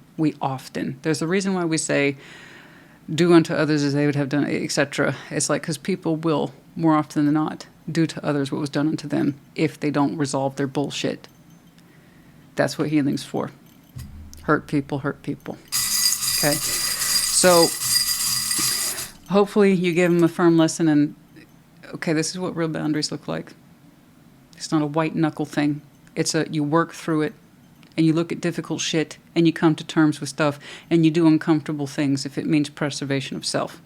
And hopefully, you know what? Maybe you gave them an example to work with of what boundaries, exercising them in a healthy way, looks like. Because right now, I think they go around life white-knuckling things. And then they have a breakdown, a collapse, and a burst of energy. Anyway, you're not anybody's obsession, honey. You're a whole person. Okay, G, A, Y, L. We have the music note. Music. Some of you are very in tune with music, profession, hobby, or it's just how you tune. Okay? It's an intuitive process for some people. Or they feel deeply tied to the music. It's a checkout for me. Leo. Some of you might have some very strong Leo in your chart. Could be connecting to, or the seasons might be important to you. Aquarius, honey. I do hope this helped you. You had a great read here today. I don't know how long you connected to this. Long enough to understand it was exquisitely uneven. And it didn't seem like much, but I promise you the issue ran deep. But at the end of the day, you just knew you were worth more than this shit. Okay? I hope this helped you. Put in the comments. Take care. Be well. Gemini, welcome to your Sunday check-in. What's going on for Gemini, please? Show me Gemini and their person. Okay. Like always, we're going to start on your side of the board, but as I explained in the intro, reverse energies as you see fit. What's up, Gemini? Ace of Cups. King of Wands. Queen of Pentacles. It's interesting. I'm glad we had that stabilization element in there. Okay. Okay. Chariot. Page of Pentacles. Nine of Swords. They're not so certain either. Okay. Four of Wands. Yeah, I thought so. Six of Wands and Temperance. Okay. Three of Pentacles. For now. You two are making it work for now. For now. I see that. We're making this work for now, the both of you. All right? Let me make that clear. Do you hear that? You're making this work for now. What the end result will be in the long term, I could not say. I'm not doing a long-term reading. The two of you, I'm glad to see that you showed me that grounding element, because it's okay, first of all, back up. Three of Pentacles. You two are making it work for now. You're focusing on the friendship in this relationship. I got you. So here we have an appropriately designated Three of Pentacles for Four of Wands. Typically, that kind of thing makes me nervous for reasons I've discussed about friendships plus or friends with benefits and conflating it with a real relationship. This is something that's already established, and you two are trying to make it function. We're trying to get along. We're trying to remember that we're teammates here, or that we have common goals or shared interest, getting back down to the bones of the thing, and focusing on the core mechanics of friendship. Okay. All right. I got you. Just getting along at this point. Okay. And that's an agreement here between you two, and you are seeing results. And I was a little worried there, because it's like Eight of Cups, King of Wands. Uh-oh. Uh-oh. Uh-oh. Uh-oh. And then you showed me grounding with the Queen of Pentacles. It's like, hold up. So by all rights, had it not been for that Queen of Pentacles, you might have been, I'm out. I'm emotionally detached from this, except for my fire. I'm angry. I'm angry, but I'm emotionally detached. I'm out. I was like, uh-oh. Uh-oh. Because those two are like a walking combo. I'm walking. So emotionally, you're showing me in terms of being in love with this or loving this, being gentle with it, being compassionate with them. You're a little detached. In fact, you're showing me impatience. Like, why am I still here? I don't feel anything for this. And then your Queen of Pentacles kicked in and said, hold on, ground. Just stay grounded. Hold on, Gemini. We are grounded to this, okay? This is part of our lives in some way that's important. It's supposed to be nurturing, yes. It's supposed to be grounded, practical, resourceful, reliable, yes. Also accountable. So let's just stay put and maybe we work this shit out. Now, I'm not telling you what to do. You're telling me what's up with you. This is something that you have recently determined upon as a manageable course of action while tensions are high between you and someone else. Now, the Chariot, Page of Pentacles, Nine of Swords, they shaky too. In fact, you're showing me a lot more confidence than they are. At least when it comes to things like the execution of terms and agreements. You're like, this is what I agreed to do. This is what we agreed to do. And you know what? You know what? It's what responsible people should do. And you're right. You're right. It's what responsible. See if we can work things out. Even if we take it down to the bare bones of our friendship. Let's see if we still have common ground. Okay? I could at least do that, and so can you. And you're right. That was absolutely correct. I know that sometimes the only feeling you seem to have towards this is impatience, frustration. And sometimes, let's be honest, sometimes you get that feeling where it gets really low and you're like, why the fuck am I even here? Why am I still here? And then your grounded side kicks in. It says, wait a minute. Wait a minute. There's reality here. Let's talk reality. Let's talk shop. And you get grounded. Them, Chariot, Page of Pentacles, Nine of Swords.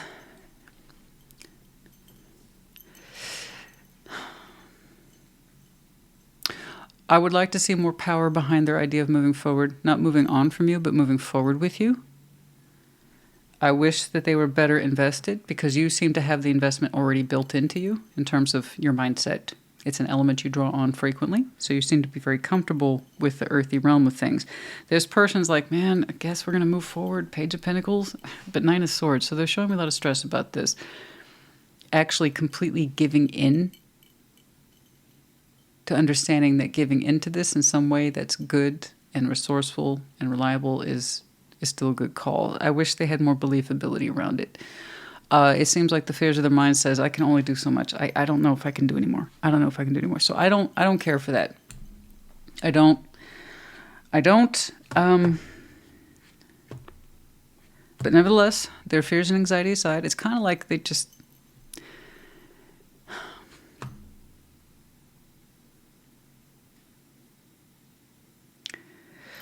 I don't know. It's almost like they're saying, this is asking a lot for me to proceed. Even a little bit. I don't know if I can do it. I don't know if I can live up to a Page of Pentacles. But still, their fears and anxieties aside, I still see them choosing to cooperate with you. I'd like to see a little bit more from them, and given that you are showing me a little bit more frame of mind to try, make sure that as you go along with this person, that you see that it's being returned to you. I can understand that there's initial misgivings and a lot of insecurities about whether or not I can give more or do more or continue to proceed. Okay, but they still agreed. So when someone still agrees, despite all their insecurities and their doubts and hesitations, if someone still agrees to try with you, then make sure it's being returned in equal. That's all I'm saying. So if you two agreed on the Three of Pentacles, make sure you're getting that in return. Bare minimum, mutual sense of respect, consideration of the other person's time, energy, effort, and resources. Bare minimum. Okay? Now, Four of Wands, Six of Wands, Temperance. We have the initial, and this is very initial, upfront energies about feeling good about this. There is an agreement that we need more temperance, more time. Okay? We need more patience, you and I, to continue to work through this. We need more patience, you and I, to understand about long-term healing. That's a further out goal. The initial upfront reaction is, okay, we feel good about this, more or less. 4 of Wands, 6 of Wands. See, it's still intact. It's still intact. The both of you are kind of like, oh, it's still intact. It's, but the temperance is on top. That suggests further out. So the initial short-term results is You're feeling okay about this, and they are too. A little bit more shaky on the inside compared to you. Okay? But yeah, still, it's a mutual outward agreement to continue on and focus on the mechanics of whatever this relationship is. Friendship first. All right. Temperance, long-term goal is to heal and come back. For you, I would say a long-term goal is to come back emotionally if it's possible, and for them to have more mental security around this relationship in terms of showing more confidence than succumbing constantly to the fears and insecurities about their abilities to move forward or to, I don't know. I don't know what riddles their mind so much. For you, though, clearly the goal would be, in time, is to reestablish your emotional ties to this, if possible. And that's one of the things you two have to work out together. You know, you might find that you're better suited as friends than partners. Time is needed to tell. Time is no guarantee that it'll heal the wounds, but time ultimately decides if the wounds have healed correctly. Okay? So, let's get some advice.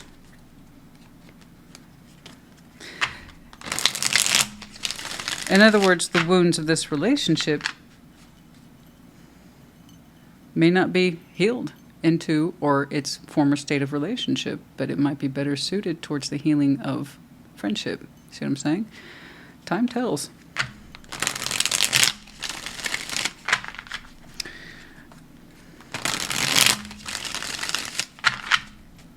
Perhaps you two are better suited as friends. Clearly. You've managed to function in each other's lives up until a point, right? 7 of Wands. 9 of Swords is in reverse. See, you said it as a problem. That 9 of Swords they've had, that's been a problem.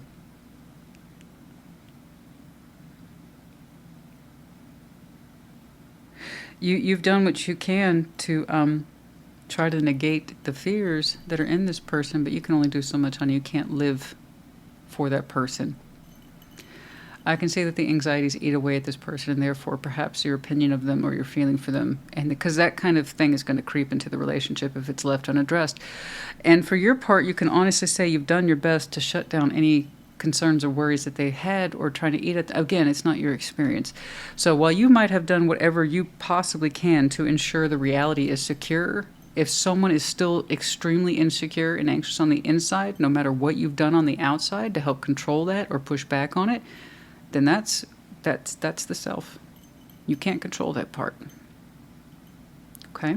But I can definitely see where out of control, from your point of view, out of control insecurities might have eaten away at your two's connection and the feeling, the good feeling you had, because you looked really exhausted, put out, and frankly impatient with this. It's like, I've done what I can to close up or button up those issues. And it's like, I just want to move forward. I just want to move forward. Okay, I hear you. Yeah, but they creep back in, don't they? 7 of Swords, because it has nothing to do with you. That's why. So let's say this person's worried about, they've always been worried about money in some way. Money, and then you've provided, but they won't let go of the fear, and it just eats into everything, the very fabric of your two's connection, or relationship, or existence. Yeah, it's going to get worrisome. It's like, wait a minute, you're still showing me this insecurity 10 years later. We're fine. What is, see what I'm saying? It's not to do with you. It's not. All we can do is guarantee our side of the agreement or our side of the fence. And if someone's just determined to be that anxious and that insecure and that much doubts and misgiving, I mean, that's something that you obviously want to get additional assistance with. Speak of the very devil, I tell you what, I precede my own tarot cards sometimes, and that's why I do what I do. It's about insecurity, isn't it? The foundation, the way of life. There's constant fear, worry, concern around that. This, that, and the other, what happens on Tuesday versus what happens on Wednesday, and how's it all going to get done, and this, and that, and the other, and it's going to kill the good feeling. I can see that you've done your level best to give solidity to this connection. And it still feels insecure. Questioning. And it's going to feel like, let me guess, that it's questioning you to death. Right? That's coming from inside that person. So remember that. the next time they question you, and or what it feels like they're questioning you, or what you have put down or helped put down in the foundation, understand you're not talking to them, you're talking to their fears. Okay? Because it's a constant question of the security issues with this person. It's going to be enough to deteriorate any connection, any relationship, any marriage if someone feels like they just don't believe in you over and over again. You're going to get emotionally burnt out. So do keep this in mind, yes? This one's very specific. That's okay. This is the reality that some people have. But yes, there needs to be a long-term temperance here, a long-term healing effect, and not just, okay, this is what we immediately agreed upon.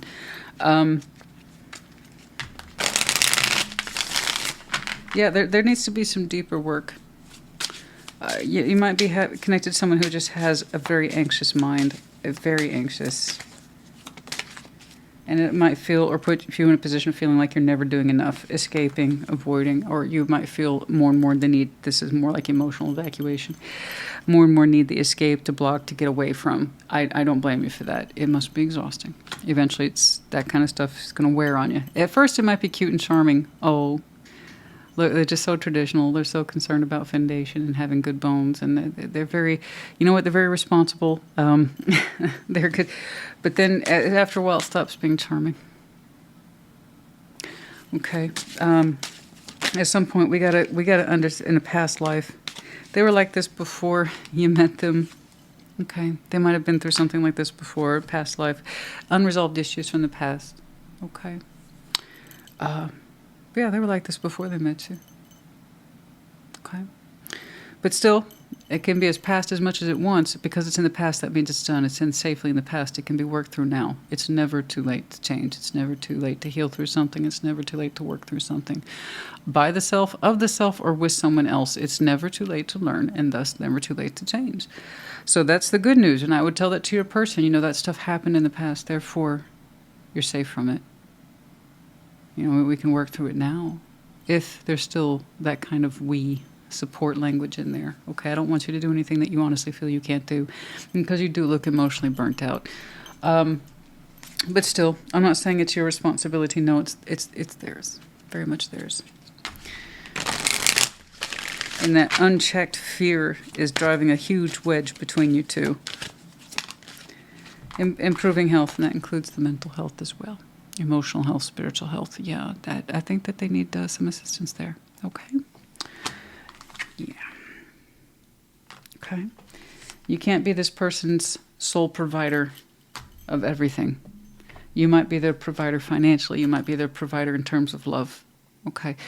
But you're not their sole provider. You're not solely responsible for making sure that they grow up and recognize their issues. Okay. That means things are not being returned to you. Nurturing, care, love, respect. Nervous. Good. I tell you, when I'm in it, honey. When I'm in that nerve, when I'm hitting that vein, it's nervous. Anxiety. It's got to be really bad, huh? I have my sympathy. I do. I worked with people with anxiety disorders for years. I know how it plays out. And I also understand how it can deteriorate a marriage. I do. Whatever this is, relationship, 4 of Wands, it has 2 people define it, so I don't know. I'm just saying, I can see the 3D is established, but that might be just how you two defined it. Perhaps you're long-term partners, or even short-term partners, or perhaps you just moved in and it's triggering all their anxious shit. I mean, who knows? But I know this, it ain't charming anymore. It's not fun anymore, it's not quirky anymore. Oh, they're so cheap. It's cute. You know, it's not cute anymore.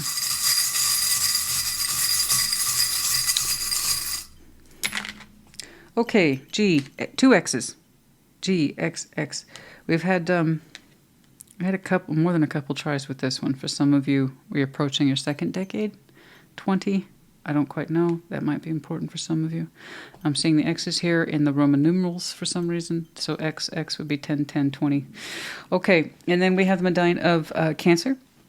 You might have some very strong Cancer in your chart, could be connecting to, or the seasons might be important to you. We have the 10 of Pentacles, the Tree of Life, foundation. We're always fussing, we're always worrying, we're always fussing about that foundation, which I see that you've done your level best to provide and keep it stable. I know. Obviously, that's important to you too. The point is that you take security from it, not insecurity, and that's the whole fucking point about having foundation stability. Okay, crescent moon in reverse. Let's see. Currently, we are in the space of the crescent moon, I believe. In other words, something's visible. So this would suggest the new moon, which will be, I believe, later in September. There might be some something there for you. Okay. Okay. Gemini, honey, I do hope this helped you. Put in the comments. Take care. Be well. Libra, welcome to your Sunday check-in. Okay. Yes, Cinnamon, I see you being all cute. You look very, very cute. What's going on? Show me Libra in their person, please.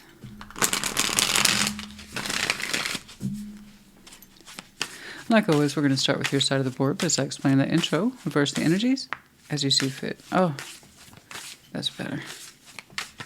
You know how it is, you're carrying tension in your shoulders and you don't even realize it until you release the tension? Yeah, that was me just now. What's up? It's been a stressful week. What can I say? Surprised I'm not popping shoulders all the time. Okay. 7 of Wands. The Knight of Cups. Page of Pentacles. Okay. The Wheel of Fortune. The 2 of Wands. And the Queen of Wands. Heads up. Yeah. The Sun. The Magician. The 9 of Wands. And there it is again. You're not so convinced. 6 of Pentacles. Could you do? Yeah. You do got a lot of things going on. Priorities, natural balances, the give and take in life. And again, 6 of Pentacles and Tarot is a very generic cover term for everything that we agree to do. So that could be anything from holding down a job to picking up the dry cleaning. Okay? The idea is that you give to something in order to get back from it. So you got 6 of Pentacles going on. Everybody does. It's multi-directional, but it keeps us busy, keeps us occupied, and we try to get it all done. Right? We try to keep it all in check. We all try to keep it in balance. And this could absolutely be one of those things hypothetically, although I have to tell you, you don't look so convinced. 7 of Wands, Knight of Cups, Page of Pentacles. Your heart could go in a particular direction, but you're not feeling so inclined.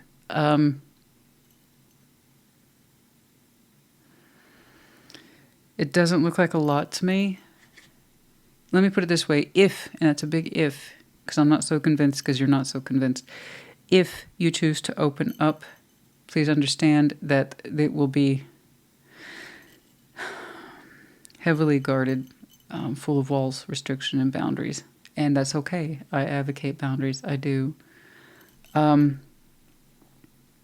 it should be very minimal effort on your part. Don't overgive. Don't overly open up. I see you have a natural course of feeling running through you for this person, but I don't want you putting it all out there or all in the line either. That's up to you, though. Tarot Lady can only tell you so much. What you experience in real life are 2 different things. And that's if it applies, if it resonates. If it doesn't, check your other placements. But it's on you.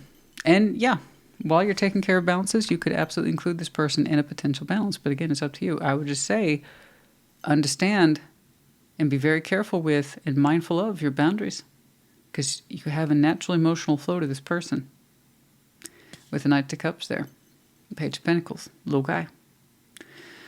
So I'm talking, don't put too much of yourself out there. Because there's something about this that you don't necessarily feel secure with emotionally, but you do feel attracted to. So I'm not trying to call you out, but that's what's here. I'll read the cards, right? The Wheel of Fortune, 2 of Wands, the Queen of Wands. Well, look who's back. I'm back. I want to get a poster for that in tarot where it's more or less something like this. I'm back. And the thing is, it's not judgment. But things are playing out the way they played out. Wheel of Fortune is something that you knew once upon a time, acquainted with in some way. I don't know how intimate it was. I don't know how far it went. But their energy is familiar with you. It doesn't look like it's changed too much. It's still very much connected to you in terms of passion. It knows it's attracted to you. They've been taking care of themselves. They don't look so bad themselves, right? 2 of Wands, Queen of Wands is someone who's taking care of themselves, and at least their physical energy. Typically outer appearance, but yeah, physical energy too. Someone who's got decent physical energy, yeah. And they're interested. They're interested in talking to you. There it is. If it hasn't come through yet, then soon. You're immediately on guard. But still, you're emotionally attracted to them in some way. Okay? Thing is, I see them as being physically attracted to or passionately attracted to you. And it could just be curiosity, but...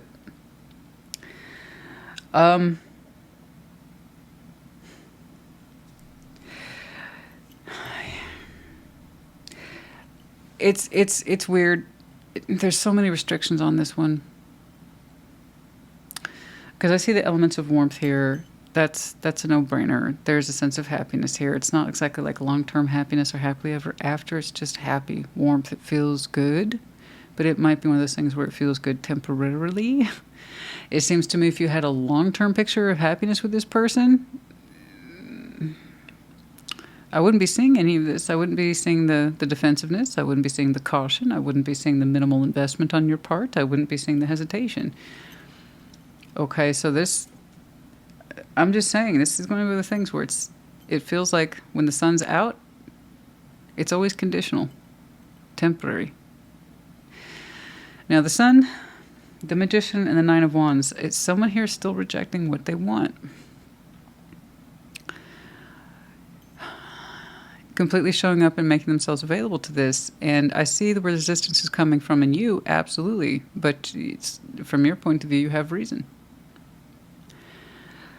So let's get some advice, please. Again, I'm not seeing any big lessons attached to this person. It's just their energy's playing out the way it's playing out in terms that it's still attracted to you. That hasn't changed. Okay. And if there's any deeper meaning attached to it, I don't know. With judgment, there might have been a bigger clue about depth, lessons, divine timing, but I'm not saying that. I'm just saying the standard wheel of fortune. Things have moved forward. And some way this person's energy that you are familiar with is coming back in a very familiar, unchanged way. So that means, in essence, it's on you to understand by now what you would or would not do with this. You're familiar with it. And you may not entertain it at all. Like I said, for some of you, I can see where it definitely go on that 50-50. Some of you would be like cautiously open up, and I mean cautiously, and others of you may not bother at all. But I must say, part of you has been desiring this to come back. But I think you are probably, let me guess, desiring this to come back in a changed way. Still resistance. Still resistance to what we're manifesting and why. So long as that part continues to be denied, there will never be a full embracing of this or full access to it. You know, and that's what sucks, guys. I know. The thing is, if somebody doesn't want to change, they won't change. That's it.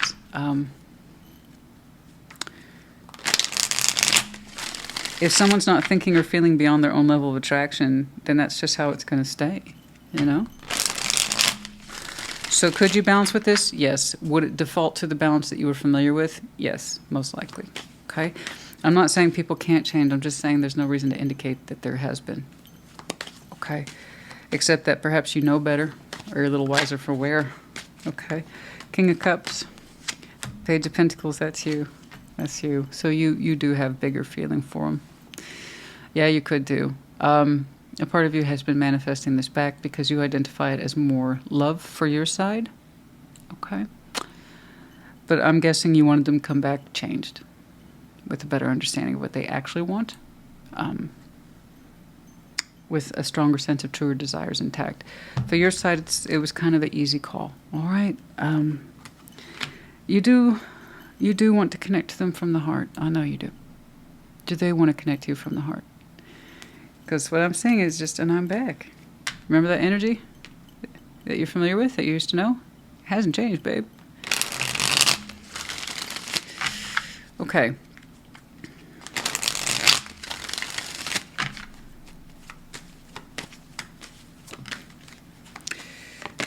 Six of Wands, Nine of Cups, the Ten of Wands. A lot of self-pleasure in there. And typically it's not a bad thing, right? Where we get confidence in what pleases us and knowing that. Ten of Wands. I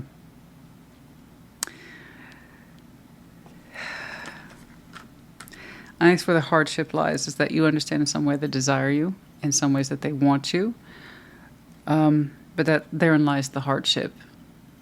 It seems to be desire, it seems to be personal want and personal attention because it makes them feel good, and that's the crux of the thing.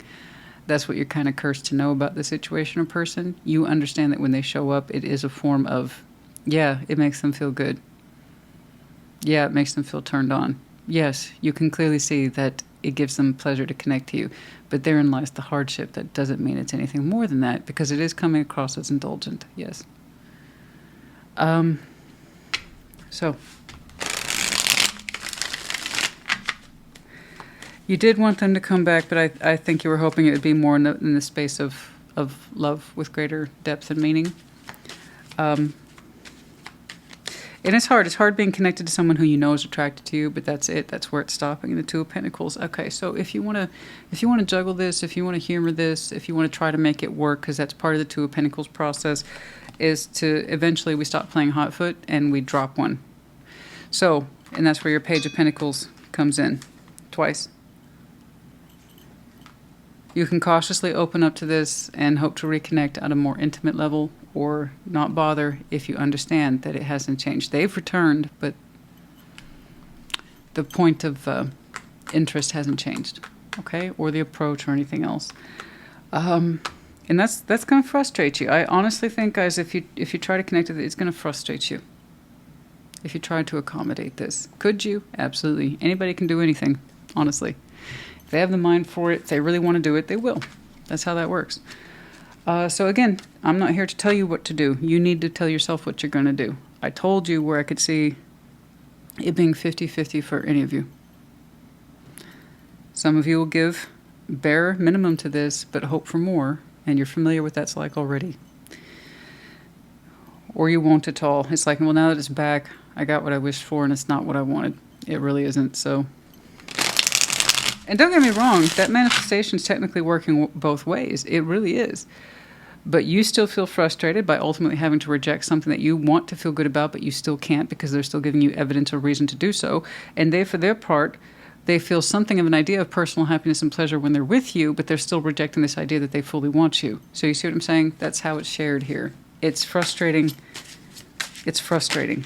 Okay, I told you it's confusion and uncertainty. So if you want to continue to juggle this known entity, this known energy, this known situation, it is up to you. You're a big Libra. You figure it out. I'm not going to tell you what to do. You get to figure it out. Okay? I'm just saying if you connect to this and you immediately understand it hasn't changed, you got to hold yourself responsible for everything after that. If you continue to give this time, energy, and effort, know that you're doing it and know that you're choosing it. Or also know that you're not going to choose it and that you're done. And that it was like, okay, it was kind of silly of me to continue to connect with or want to connect because now they're back. And this isn't what I wanted. It wasn't the last time I connected to them. And it still isn't what I want now. Okay. All right. Yeah, this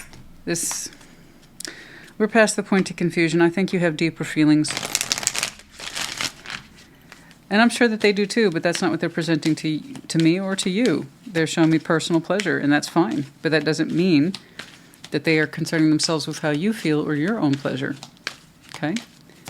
It's kind of like saying, I connect to you because you make me feel good, and that's where it stops. It's not necessarily a compliment when you understand how it plays out.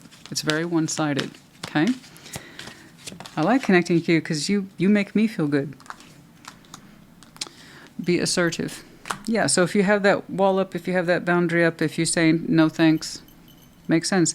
If you connect to them even briefly and then you're like decline any further interaction after that once you understand the gig hasn't changed, again, okay?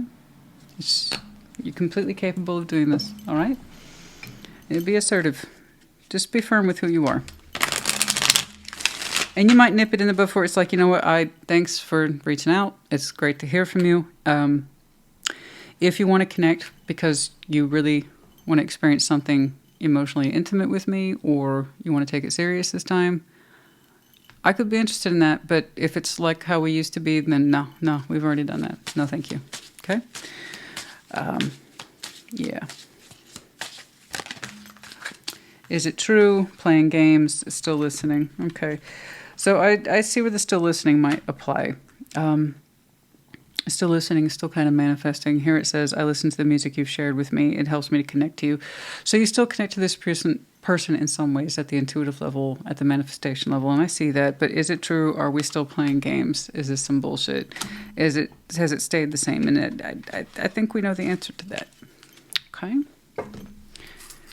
All right. Well, I see that you unblocked me, so okay.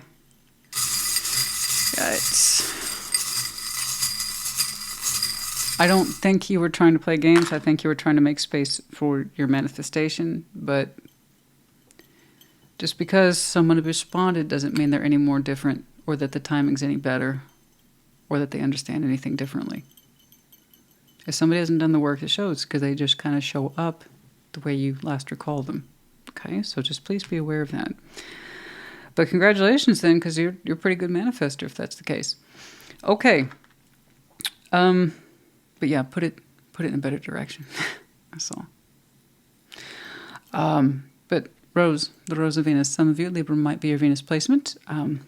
It could be that you have a deeper romantic attachment to this person, but they not necessarily towards you, or the attraction's really real, or for somebody here is known for their beauty, their presentation, their scent, something like that.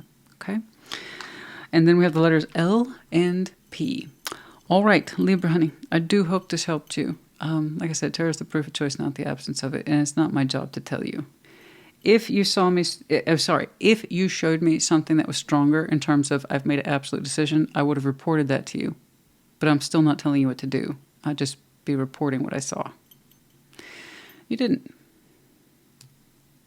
I think it takes very brief interaction for you to understand, oh, well, that was silly. Or, oh, it hasn't changed. Oh, my manifestation worked, but they showed up in the same exact way. Okay. Anyway, it's up to you. I hope it helped to put in the comments. Take care. Be well. I had to stop and take a moment to fix my hair. It was falling down, and I can't have that. Taurus, welcome to your Sunday check-in. I hope you're well. What's going on? Show me Taurus in their person, please.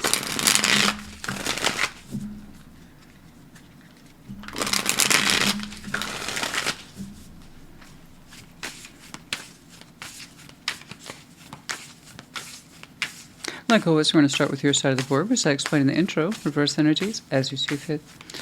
Show me, Taurus. You, the Hierophant. 4 of Wands. 9 of Cups. Yeah, good job. 6 of Cups. Ace of Cups. Ace of Swords. Wow. All right, Page of Pentacles. Queen of Pentacles. The Knight of Swords. Overview. Justice. Hell yes. I love it. I love it. Good job, the both of you. This is wonderful. This is so it's so simple. Okay, it's beautiful. So if yours is a short read, don't worry about it. It's nice when people more or less are showing me they have their energetic shit together. And that's what we're seeing here today. That's nice. Justice, yeah, I can see that. Things are in a sweet spot between you and this person. Let's keep it that way. It's gorgeous. Oh, the balance. Oh, the spiritual balance. The technical balance, the mental, the emotional, good stuff. Really good. You are showing me you, the Hierophant. You look quite pleased, my dear. Now, don't blame you, but that's your power card right there, 4 of Wands. You're like, this is mine. This is my relationship. It feels good. It suits me. Don't mess with it. I like it just the way it is. Thank you. And 9 of Cups, because, yeah, you're showing me this. This is mine. This is mine. Mine. It feels good, too. It's mine. And you are deeply connected to this. You're showing me, again, spiritual and emotional connectivity. Relationship, once more, says 2 people define it. Because your power card's there, this could be marriage, absolutely. Or it could be something that right now is receiving all the best of your loyalties. And it might head in that direction one day. But for now, you're all in. Because you're here with the Hierophant, you're saying, I'm all in. This, mine. Okay. 6 of Cups, Ace of Cups, and the Ace of Swords. They're like, yeah, I know. It's a we are together. So this is someone whom you've known a long time, what you might call a soul bond. Even if you don't believe in that, that's cool. You know this person, you know them very well. You shared many a memory with them, but the love is coming up so strong and fresh and new for this person. The Ace of Swords, you really have a lot of emotional devotion from this person. They're a big fan of loyalty of the heart. So you're showing me loyalty of spirit, loyalty of this relationship, and they're showing me loyalty at the emotional level. My heart is for you. My love is for you. Okay, that good stuff. Like, you really have this person's heart and they want you to know that, or you already know that about them.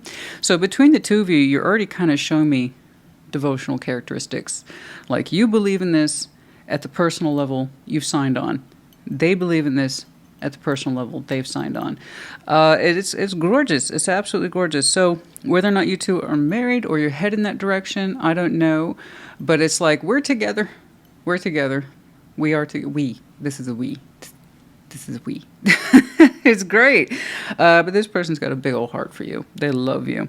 You receive the best of their cup. Over here, Page of Pentacles, Queen of Pentacles, Knight of Swords. You're both actually very much invested in grounding this further into reality. So it tells me we haven't quite gotten into this stage of full-on commitment, bringing your two selves together. That's where it seems to be headed, though, because it's, again, in that direction of concerning itself with the practicals and making this function more in the 3D. Okay, quality investment means quality investment, and heading in that direction and taking the actions accordingly, more to the earthian side of things, which I know you can appreciate. So the investment becomes more active between you two. But yeah, I mean, it looks like we're in these early stages of, I know I'm with them, and they clearly understand that they are with you. So that there's an open declaration on both sides. It's gorgeous. It's beautiful. And then we're going to continue to enrich that 3D investment to make it more real, make it more grounded, make it more practical, where it shows up in a more established way. Okay. All right. This is fantastic. You two look gorgeous. Just gorgeous. All right.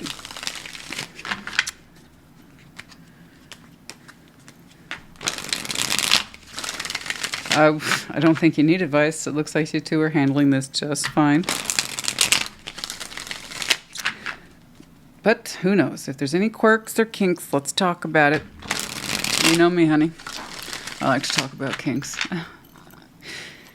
Thank you. I don't know, honey. I don't know what I'm going to do. I don't know what I'm going to do with Intimate Tarot now. Due to all the censorship bullshit, I don't know what I'm going to do with it. That's what she said. I just don't know what I'm going to do with it now.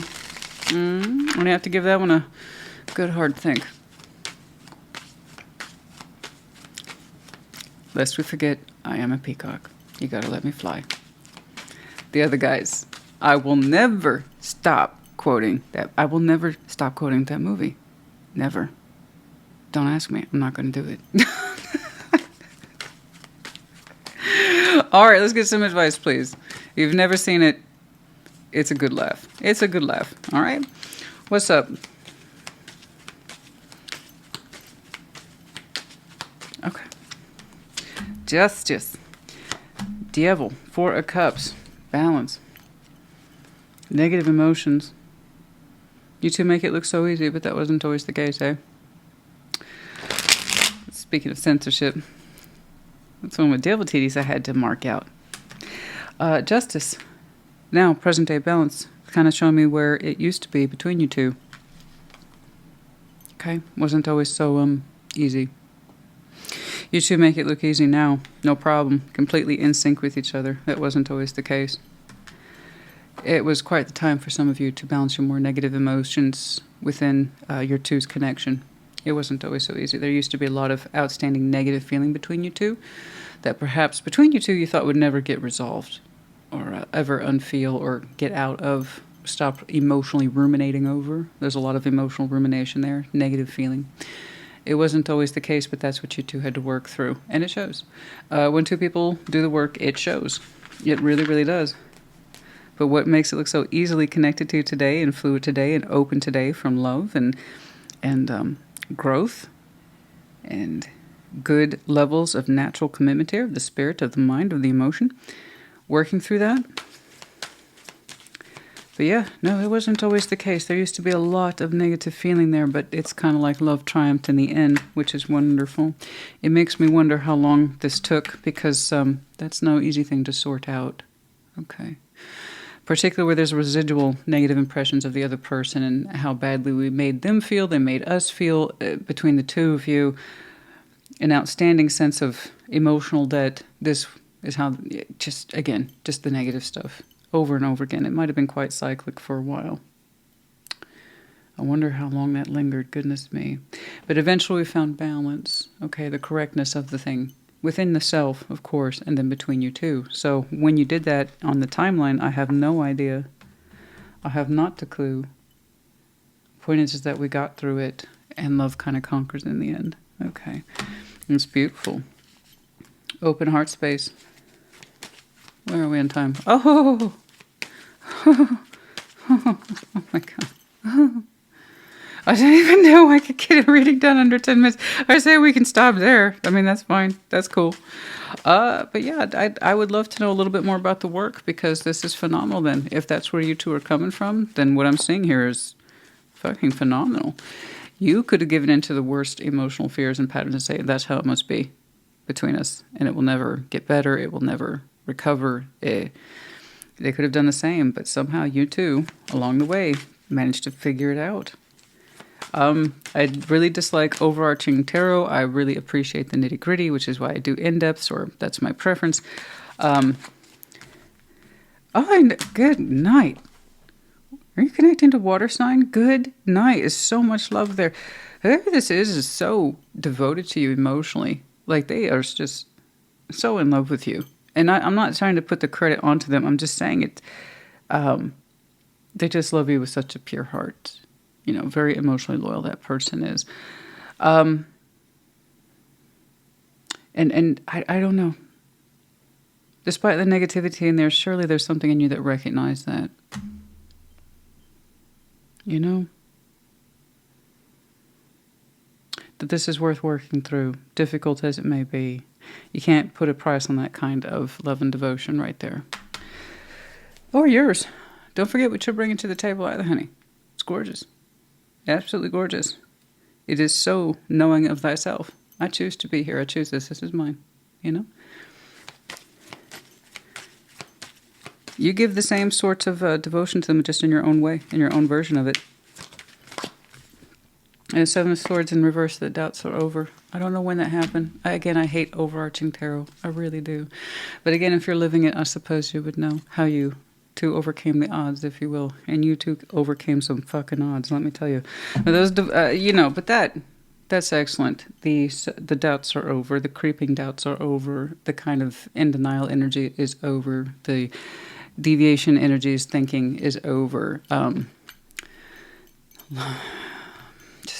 All the self-doubts, okay? The things that splinter the mind, done. The doubts have been erased in some way. But it's like, my mind is made up. There is no conflict. But goodness me, that's a hell of a triumph. And good for you both. I would really love to see how you two work through that. But there's a balance in your overview, so that tells me you're very familiar with the process and overcoming that negativity. Okay? Well done.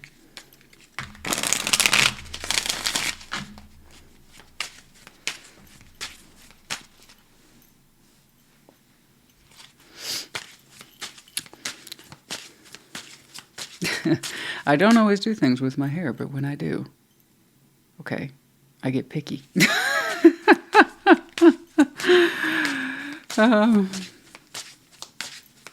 What's going on? Yeah. Only you. Didn't I say that? Only you. Only you. Devoted. Very devoted. There's something in there, doesn't it? As difficult as it may have been, there's something there about, I know that they love me. I just know. No matter the negativity, I know that it was real. This is something that had to be balanced within the self first. At some point, whatever this is generated very negative feelings between you two. And it went into a personal space, possibly of disbelief, to the point it might have felt there was no coming back from it. But we recognized that there was true faith in here. And what was done or said was coming from that faith and spiritual and emotional devotion. Not to drag somebody down. I don't know. But it's kind of, there's a feeling here, I'll never feel better about this. And that's something we had to look at. Where was that coming from? And only you, the devotion there is really high. That emotional devotion. And it's someone that loves with pure heart. And longing, craving. Only you, longing for that. Okay. Okay. How interesting. I wish I had a more comprehensive picture. Because you're just kind of fast forwarding me to where you two were in each other's lives, and it's going really well. You can't imagine being anywhere else, and neither can they.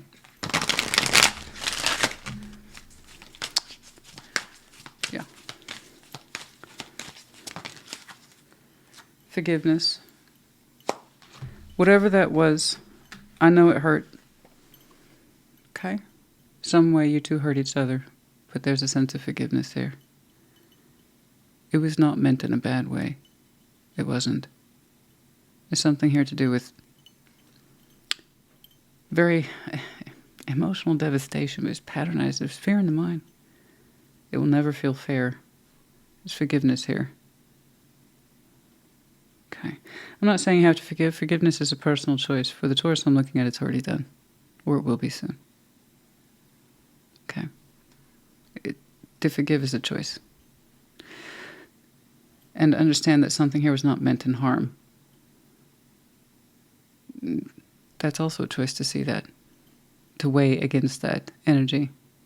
What happened between us? Was it meant to harm me? Or to make me see things about myself? Were they to you?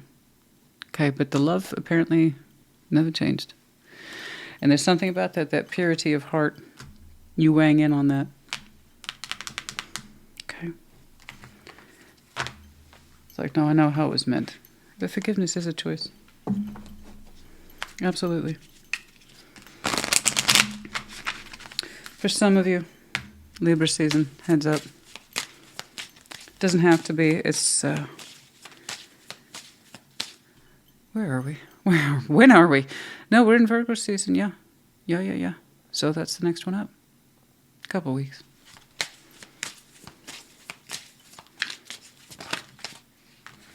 Your perfection. I don't know about perfection. I don't personally believe in it. We're all going to have flaws. But the representation here, your beauty amazes me. I'm not sure how attracted in someone. Oh my God. I'm not sure how I attracted someone like you. But I'm forever grateful. Oh. I don't think I've seen that one before. So no, I don't think perfection exists, no, but through the eyes of others. Yes. You know. It could be that we feel mesmerized by someone's beauty, yes. But my first thought was that pure heart. And then again, yours is not to be dismissed either. You have such beautiful devotional energy towards this at the spiritual level, and it is engaging your core beliefs here. This is something that you personally believe in, and I'm happy to see that for you. Good. I wouldn't want you to sign up or commit to anything less than your worth. Someone here does. I keep coming back to that pure heart. I love you very much. Okay.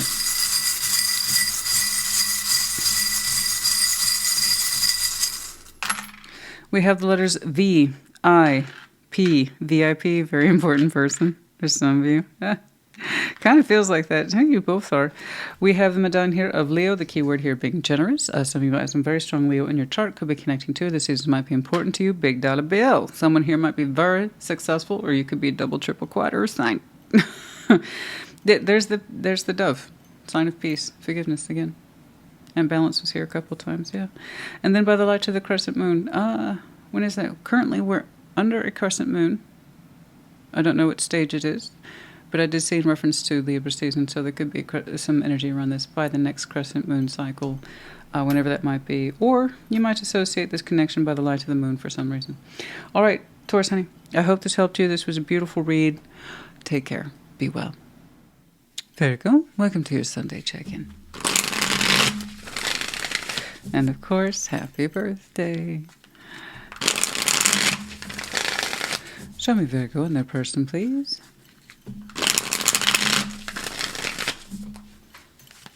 Like always, we're going to start with your side of the board, but as I explain the intro, reverse energies as you see fit. Show me Virgo. Okay. Six of Pentacles, King of Swords, and the Six of Swords. Oh, yeah, okay. Knight of Wands, Three of Pentacles, and the Knights of Pentacles. Okay. Okay, yeah, it's not matching here. It's not a match. It's not a match. So far, no. Page of Pentacles, Nine of Cups, and the King of Cups. Okay, overview is the Moon. All right. Oh.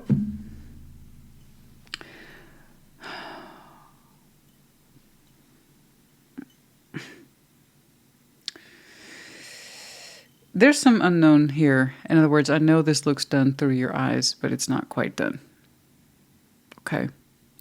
Whatever this is needs time to go back to the drawing board.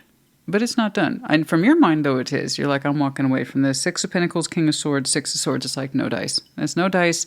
I'm not getting involved in that. That's a bad balance. It's a poor balance. It doesn't work for me. Or it's...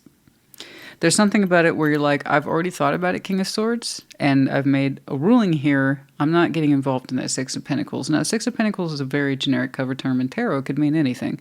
It's anything that you technically say, I'll do this in exchange for that. It's a balance. Okay? That could mean anything from work to telling yourself, oh, yeah, I go to the dry cleaners and pick up my dry cleaning. Okay? That's the whole thing about dropping it off, is that you have to be willing to pick it back up. Get it? So there's something here that you're like, no. Logically speaking, with the King of Swords, nah. Six of Swords, you're like, no, I'm not going to participate. Sorry, but no. And to be fair to you, this was a logical thing. This was a rational thing. This was 2 + 2 is 4. And I don't want to do that.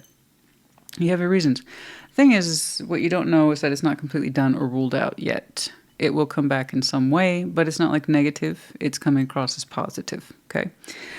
Knight of Wands, Three of Pentacles, Knight of Pentacles. Someone put on a good show here about, hey, this is why you should get involved. Hey, this is why you should participate. Hey, this is why we should be an alliance. This is why we should be collaborative. This is why we should be partners. And it kind of came across as fiery, maybe hot-headed, a little too passionate, and I can kind of see where for you you'd be turned off by that. It's like, I want facts, figures, numbers, data charts. They're like, I'm super excited. Okay. That's why, just from basic experience here, from the elemental point of view that is air, you're like, no. No. Just rationally speaking, you didn't like, I think, the presentation. It just came across as too fiery, too impulsive. And the Knights of Pentacles, next time I actually see them reapproaching you, but this time much slower and with a plan. So the Knights of Pentacles is the only knight associated with a plan. So they will reapproach you with this idea for Three of Pentacles. Again, partnership, alliance, friendship, collaborative agreements, something. You said Six of Pentacles, they said Three of Pentacles. Okay, so that would be like your portion then. So they're going to reapproach you. They're not done yet. They're not. I think they figured it out. Oh, perhaps I approached Virgo a little too quickly, a little bit too much passion there, too much, hey, let's do this right now energy, and you didn't like that. I don't blame you. Page of Pentacles, Nine of Cups, King of Cups. Here it is, the solution between you two. There is something here about their approach this time that you find a lot more comfortable. A lot more. You're even showing me, okay, I could be open to this. I don't think that's known to you just yet. The approach, though, needs to be changed up. I don't think they did a very good job presenting themselves the first time. Again, this looks more like having to do with some sort of proposal as it relates to a project, a business, something like that. Or investment of one's resources, in which case you definitely don't want to be approached with the Knight of Wands. Who would? It's like saying, hey, you want to get on this in the ground floor? I need a check for $10,000 right now. Do you? Well, you know what? Thanks for that. Thanks for that opportunity. I'm feeling like that's not the best use of my resources right now, but I appreciate the offer. But yeah, so I see them reapproaching you, and again, what is put forward next time feels a lot more comfortable. What you do with that, I don't know, but I just wanted to let you know it's not quite done. It's going to come back around, but just in a different form. One that seems to be a little bit more clear, a little bit more steady, and a little bit more comprehensible. But again, what you do with it, I don't know. You still don't have to participate. That's a choice. Okay, there you go. That's it. That wasn't too complicated. That wasn't too fussy.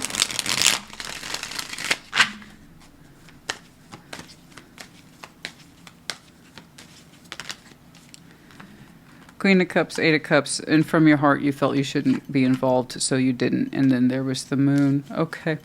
Okay. You told yourself to detach, and there it was, the Moon. Strength and the Wheel of Fortune. Like I said, it comes back, just in a different form this time. One that's a little more prepared, a little bit calmer, a little bit steadier.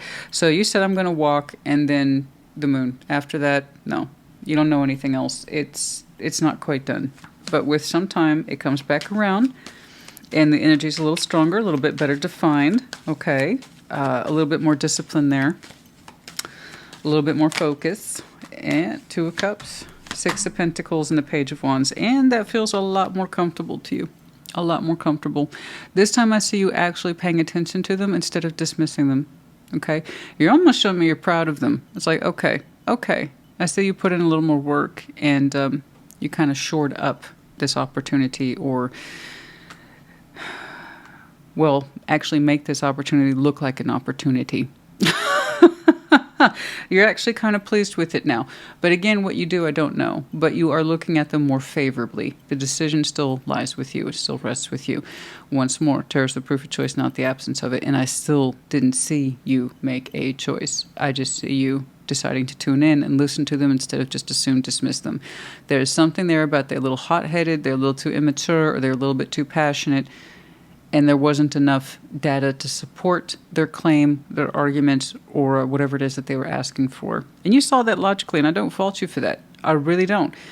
But for some reason, this is supposed to come back around. You don't quite know that yet. So who knows? You might want to take a second look at this. That's all I'm saying. That's all Spirit's saying. You might want to take a second look, but once more, you don't have to. Excuse the background noise. My neighbors are having some stuff done around the house. Okay, so hopefully that helps you a little bit more. But yeah, like I said, on the shared line, you feel better about this. And I'm still seeing that. There you are, taking a second look at that proposal. Okay? Okay. I like how it just, literally the cards flew out. What is it? Yeah. It comes back around, but this time it's a lot stronger. I see that. So they really needed to work with this idea more. Okay, really needed to work with this idea more. I think it was a bit too much of a diamond in the rough. And it's not your responsibility to excavate it or make it any prettier. No, that's something that they needed to do more of before they presented it to you or anybody. So I'm glad. I'm glad that there was stuff being done behind the scenes, and it has its opportunity to present itself in a stronger form, and that's wonderful. Once more, I'm not saying this so much as a love reading. Spying. Okay, the key word here is information social network. This person needs to look more into their own endeavors, build a stronger network, and gain more information. Yeah, I just think that that's what I'm really focusing on here is the lack of information or the network to back up this idea. It's like it's not supported, and you saw that, and it's like, am I literally the first person that's supporting this? Or you're asking me to be the first person to support this? No, no, no, no, no. You need to get more people. You need to get more help. You need to get more ideas. You need to get more information, or you need to have a stronger backing before you ask me to be involved. Something like this. Does that make sense to you? I see that there. There's something there about the lack of information, and they need to look more into it. All right.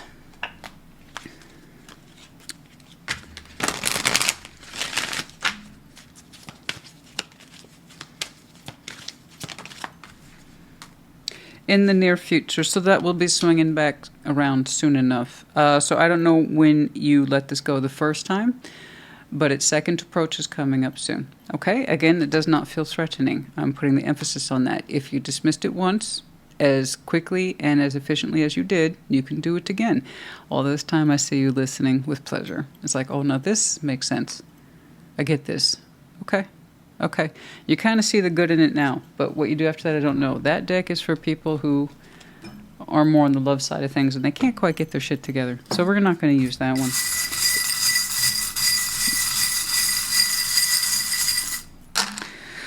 All right, Z, T, A, Q, U. We have the medallion of Aries. Keyword here being courageous. Some of you might have some very strong Aries in your chart, could be connecting to it. This season's might be important to you. And then we also have a little bicycle. For some of you, it's an indication of your profession, your hobby. It's just you like to ride your bike, or it's symbolic to you for some reason. Okay? For some of you, is this a proposal within a work context?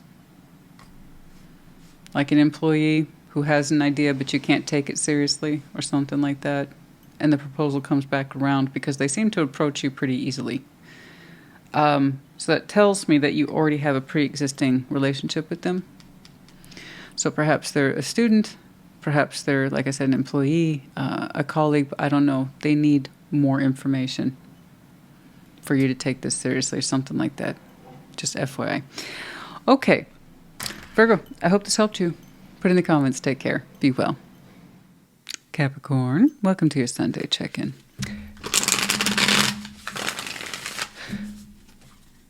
Show me Capricorn in their person, please.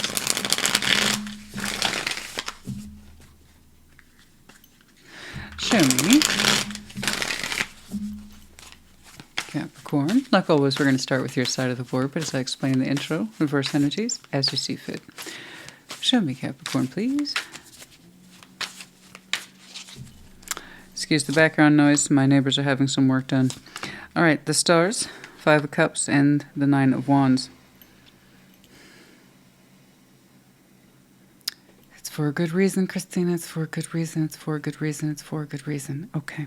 And it is for a good reason. I think they opted in for zero-scaping, which I'm kind of jealous of. And I think of it this way. It's one less lawnmower. Okay. The star, 5 of Cups, 9 of Wands on your side. 3 of Wands, Ace of Swords, and the 7 of Swords. Don't like that. Shared, 3 of Cups, Page of Cups, 9 of Pentacles. Yeah, I'd be leaning towards that myself. Okay. 10 of Pentacles in your overview. Excellent. I'm always happy to see that for you. A sense of groundedness, stability, foundation, your network, your resources. So it goes beyond our personal home, career, finances. All that's in there too. But again, network, community, resources. It's kind of vast. And that's what you are concerning yourself with right now. Making sure everything's in order, right? And that's where you are, and that's a good place to be. And I'll tell you why. There's something else over here that you're saying is important to you, but it's not working. It's powerfully not working. In fact, the more you try to reach for this star, this desire, this hope, this wish, the more it hurts you. 5 of Cups, 9 of Wands. It's an outstanding pain that frustrates you. It's a desire that represents the past, but it frustrates you like it's present day. And that's because we're still holding on to it. And energetically, you still find yourself reaching for it, even though you probably know you shouldn't at this point, because it hurts. So I get it. There's something here that meant a lot to you in the past, and it still kind of does today. But with it comes bearing all this negative feeling of outstanding sadness and disappointment. 9 of Wands, it's like, how can I still desire this when I know it makes me feel bad? I know that's what the star is that you have to reach for it in order to find out. And you found out, but you got used to reaching for it, right?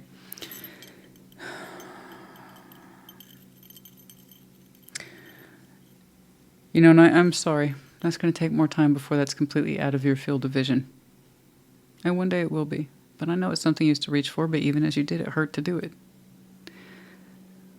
You're going to have to dig deep and find ways to let this go. Okay? You don't have to. That would just be my advice to you looking at it, because whatever this is still connected to you, but it's kind of like in a bullshit way. And I'm sorry, I got to say it for like it is. 3 of Wands, Ace of Swords, 7 of Swords. Yeah, they're waiting on you to come back, but here's the problem. Whatever their truth is, I don't see them being honest with you. I really don't. They're showing me active waiting, whether they know it or not, whether they claim it or not, consciously or unconsciously, they are waiting for you. And even if you were to arrive tomorrow, Capricorn, and showed up, I don't see them being honest with you anyway about their true thoughts or intents. So I don't know what the purpose of waiting is, just for them not to reveal any more truth to you tomorrow or today than they did yesterday. So I don't know what that is. That confuses me too. Something tells me you must know this. How can you want this How can you want that connection when you know it hurts you and it causes you so much conflict and anger and resentment because it represents such a large part of your past? How can you still desire it? Well,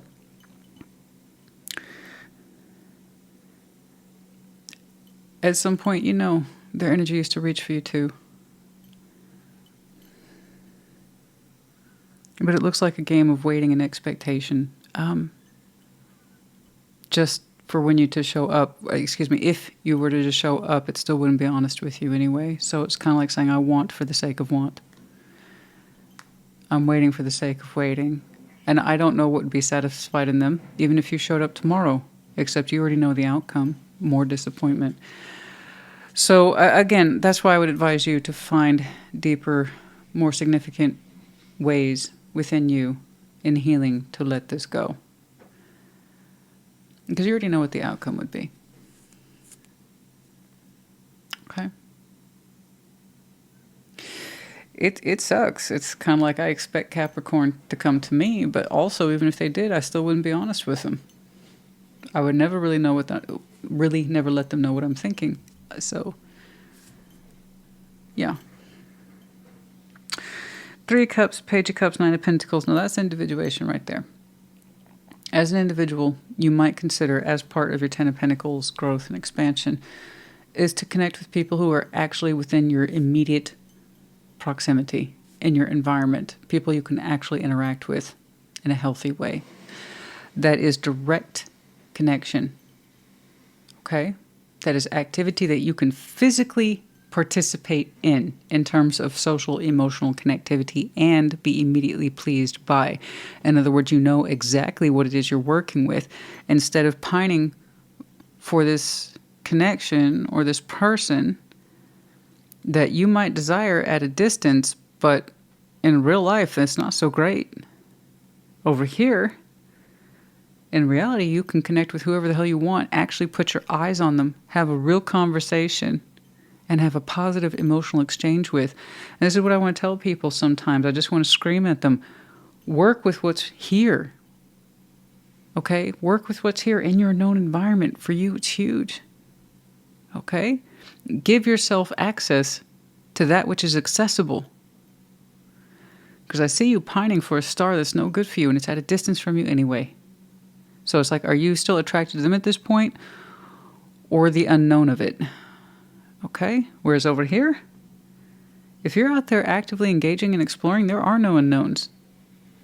You can be lit up, activated, having fun, you being you, connecting with the right people who like being around you, and not just expect you to come around just to not be honest with you. So Capricorn, honey, I don't see the appeal unless you got caught up in this kind of,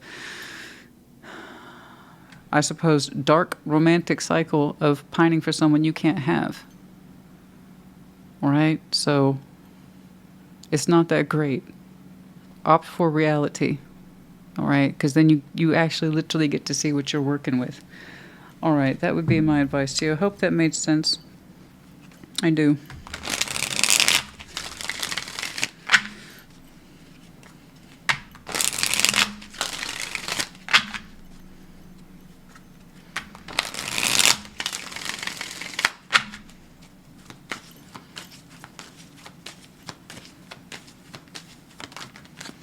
Judgment. The Hanged Man, 7 of Swords. You've had so much time to think about this. Okay? You know, your impression of them, the 7 of Swords, is not that great. You know they deviate from the truth. Or that they don't talk. You know this. You've had a lot of time to think about it. Okay? Now, no, that doesn't help you completely shut down the desire. I do think you developed a kind of romantic attachment to this in terms of the 5 of Cups and the sadness. It's like I spent so much emotional time around this that I learned to desire it, even though it hurts me. And I just want you to be aware of that, please.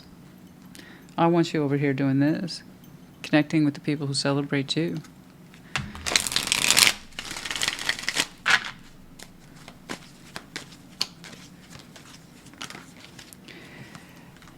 Okay. King of Wands, Three of Pentacles, Two of Pentacles. Yeah, I want you out there forging new connections. They don't all have to be intimate. They can be friends too. And that's something that reasonably you can look at, and for the Capricorn I'm looking at, feel good about. And I want you to feel good about that. I want you to feel good about your immediate connections, ones that you can actually fulfill in like the next hour if you wanted to. You could go hang out in the next hour, like, and then you know who you're working with, right? Again, what is near you? What is next to you? What's already in your environment? Connect to that. Don't try to connect to something that's so far away from you and clearly is showing no signs of real thought towards you. Okay? It's, it's no good, honey. It's no good. It's no good. We don't want that.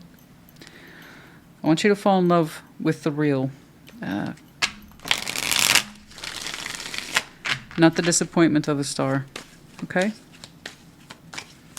Anything else here, please? And Seven of Cups. Keep your options open to the right people. I completely agree. Whatever the connections look like, intimate, friendship, whatever. The point is, make those decisions that are right there in front of you, that you can have access to sooner, not later. And that helps dispel any power of a myth. The myth of you holding out for this idealism, this desire. Okay? No. Say yes to that which says yes to you. That's it. It's a simple formula. I wish people would understand that. If it says yes to you and it feels okay, then proceed. Okay? If it remains silent or disconnected or inconsistent, then stay away from it. It doesn't want to participate. That's all. I see a wealth of potential participation surrounding you. You ought to know it's your Ten of Pentacles.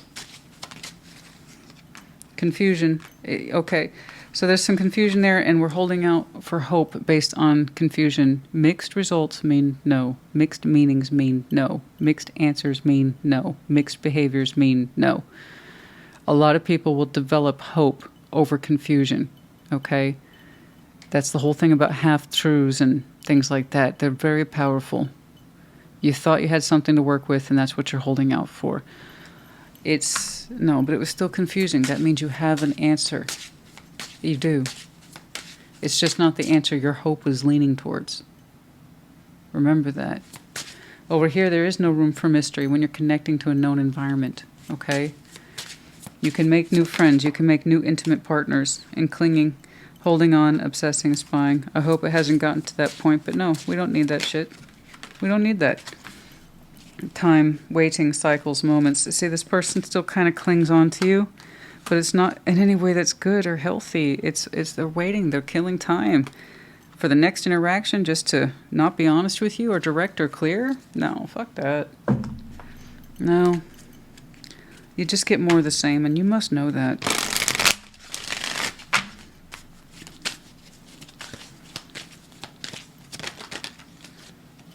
Okay. No. No, it literally says no, exclamation point. Okay. I am sorry. But also no. No. There's a wealth of activity that's yet to take place. I know you probably think, oh, I know everybody. I'm talking about the people you've yet to meet. Forge new alliances, friendships, and intimate partners with. Be open to that. Right now, I see you deeply attracted to something that's far away. Love what's in front of you. Love what's there. Learn about it. Don't take it for granted. You know? They say that you're least likely to pay attention to what's in your backyard, you know? It's mind-blowing to me that if you live in the city, like New York City or highly populated areas such as Manhattan, or you've never seen Ellis Island or anything like that, and you just take it for granted that it's there. You just assume you've seen it, but you haven't. You know?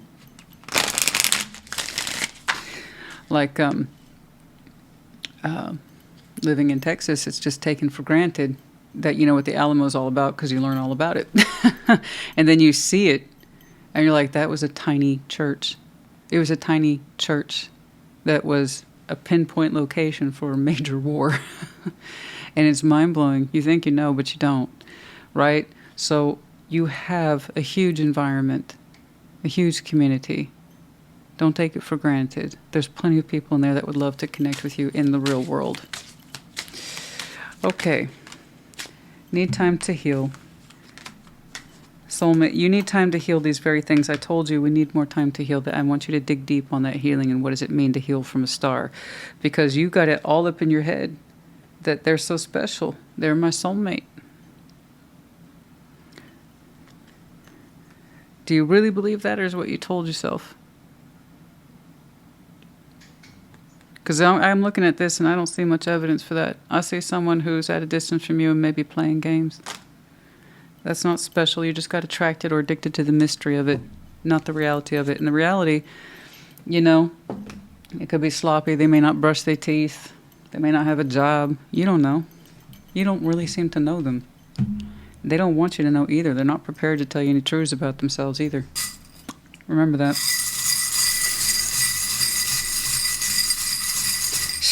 Honey, they might be $50,000, $100,000 in debt for all you know. You don't know who that is. I'm sorry you don't. I don't think you do. They have active liar stamped on them. I think they want you to be attracted to the vision you have of them, not who they really are. There, I said it. GLY. We have the music note. I see that music is very, very important to some of you. Yes. It's how you tune. It's a profession. It's a hobby. It's beautiful. Keep up with that practice. This is your medallion, darling. That's you. So you might be double, triple, quad, cappy. Your upcoming season, of course, might be important to you. Could be that you were connecting too, and you felt that that was a unique bond. We have the dolphins here. Playful, but again, mirroring. How much alike you do you think they really are? Okay. I know you think that you're equal. I don't see evidence of that, and neither do you. Why do you think it hurts so damn bad? Because it's lining up correctly or because it's not in alignment? We have the envelope in reverse. Lack of communication, lack of real insights, lack of proper communication over this, all that, you know. Yeah. Truths. I hope this helps you. I do. You have a wealth of activity there, and I think people who would love to connect to the real you. Okay. It doesn't seem like much, but also don't take it for granted. And I don't just mean intimate partners, people you can date. I'm talking friendships too. You have a wealth of connectivity and points in there, so don't take it for granted. Okay? I hope this helped you. Put in the comments. Take care. Be well. Scorpio, welcome to your Sunday check-in. Show me Scorpio in their person, please. What's up?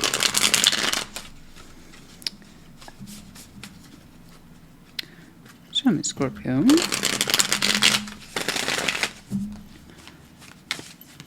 Like always, we're going to start with your side of the board, yeah? But as I explain in the intro, reverse energies as you see fit. What's going on?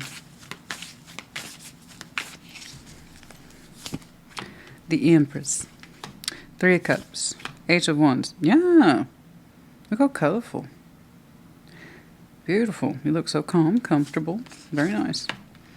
2 of Pentacles. The Star. The 2 of Cups. I was going to say, where are we going with this? Okay. Fair. All right. Shared. Nice of Wands. 4 of Wands. 9 of Cups. Beautiful. Well done. The both of you. Oh, there was some tension there. Okay.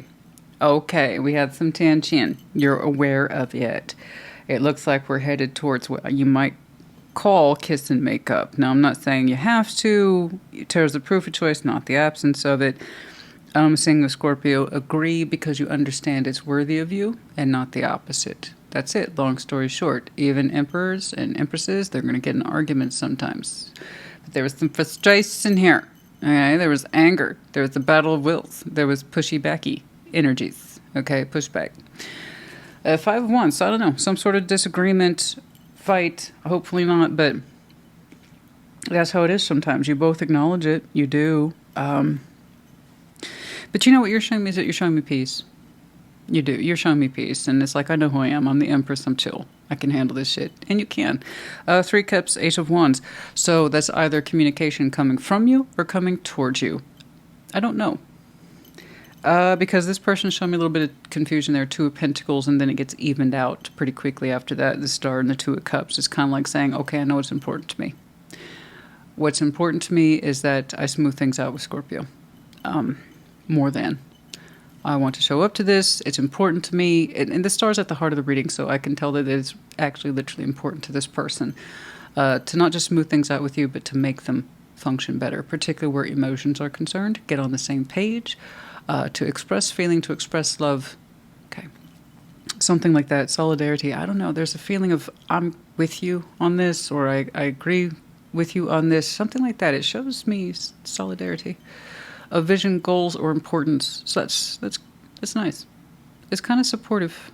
It is actually supportive. It touches obviously on notes on personal, very much so, personal self-interest. But there's this idea that it's because this is important to you, it's important to me too. Something like that. It's hard to explain. But you look cool. It's like the Empress, 3 of Cups, 8 of Wands. Yeah, no, thanks. Yeah, I would like to talk to you about this. I would like to connect to, and you're showing me peace. I'm cool. I'd like to connect with you. It starts out with words here, H of Wands, but then the reality catches up to it. But yeah, it's nice. You look so calm and comfortable. You know who you are, and that's wonderful. That's a beautiful thing. You're showing me empowerment here. I am who I am, and I'm comfortable with that. And you acknowledge, no problem. 3 of Cups, 8 of Wands. Yeah, I could talk to you about this. It's good talking to you about this.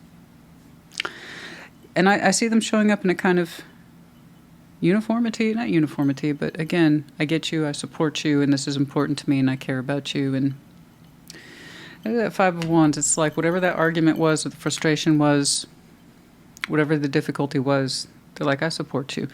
The 2 of Pentacles, though, how to approach this. So again, I'm not quite sure where the 8 of Wands is coming from, because they're showing me how to jump into this. Kind of think of the 2 of Pentacles as jumping rope. It's like, it's about timing for some people. How do I get into this?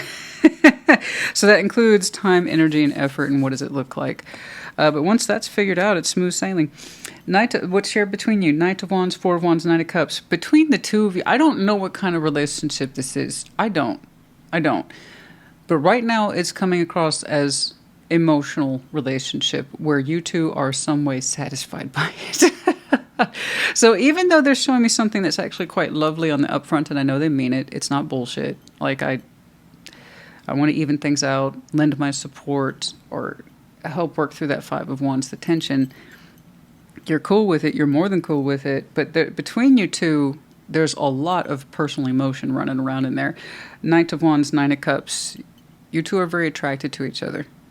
Physical attraction, there's also emotional attraction. And there's 4 of Wands. And again, a relationship is how 2 people define it.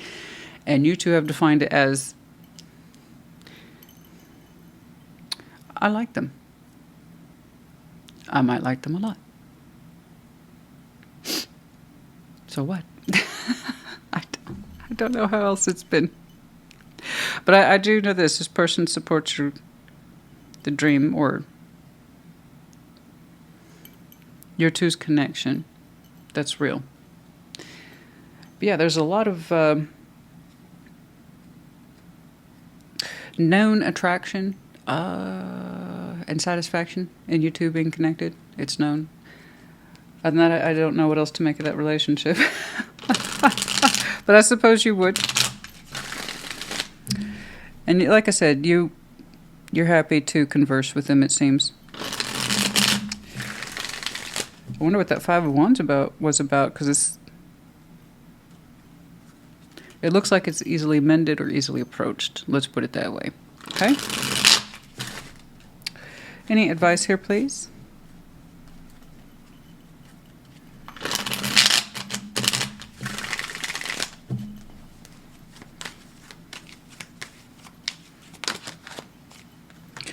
There it is again. Yeah, someone will be opening up towards this soon, taking a risk, expressing their emotions. It's either you or them. Either way, you're chill about it. And they're figuring out that they're chill with it and that they want to approach this. So somebody is 7 of Cups, the Fool, 4 of Wands. There it is again.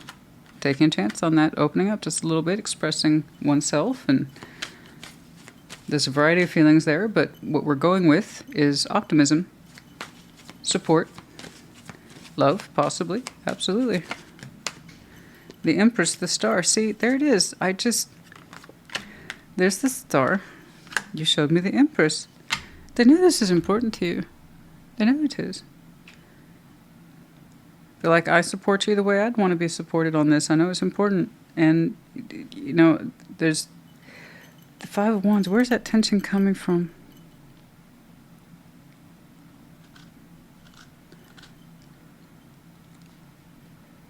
Like I said, there's the opportunity here to kiss and make up, but it's in support of you in some way. The dream is being supported, your dream's being supported, but allows you two to kind of sync back up in a way that's very positive. By lending support, I believe, to the dream. I'm not quite sure. Anyway, someone here will be opening up soon enough. It's beautiful, actually. It's very nice. It's light. It's lovely. It's just the right note of opening up and expressing oneself. But I like that. There's that Four of Wands. It's recognized again. Yeah, it's beautiful. It's really beautiful, actually. Why did I just hear challenge accepted? I don't understand the context. I literally heard it right now. It may not mean anything to you. I just heard it. Challenge accepted. What is that? I have no idea.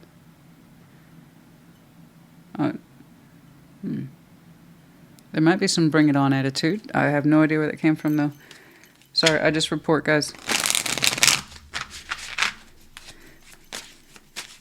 And this is lovely. This is a lovely read. Other than that initial tension, I like how you two kind of admit to me, this is how we feel about each other. Clarity, influences. Yeah, we're going to get some clarity here. Truth, intentions. About attachments or peers, influences. Someone here who is an influence, or you're an influence, they're an influence, but clarity here. Insight, wisdom. Influence. Clarity on influence. Importance.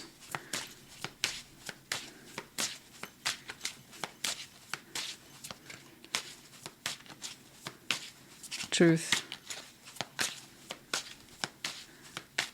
A kind of, yeah, no, it's good to be honest. And yeah, thank you for providing that clarity. And yeah, I understand what you're trying to do. And I understand what's happening here. It seems to be a clarity around one's influence and how it's a good thing. It's a positive thing. And we've had time to see this and look at it and understand its importance. It's curses in reverse. Whatever this is, isn't, I don't know where the hell that came from, but curses in reverse. This is not about a negative mindset. It is not about being destructive. It's nothing to do with anything bad, evil, or intent. It's not a curse.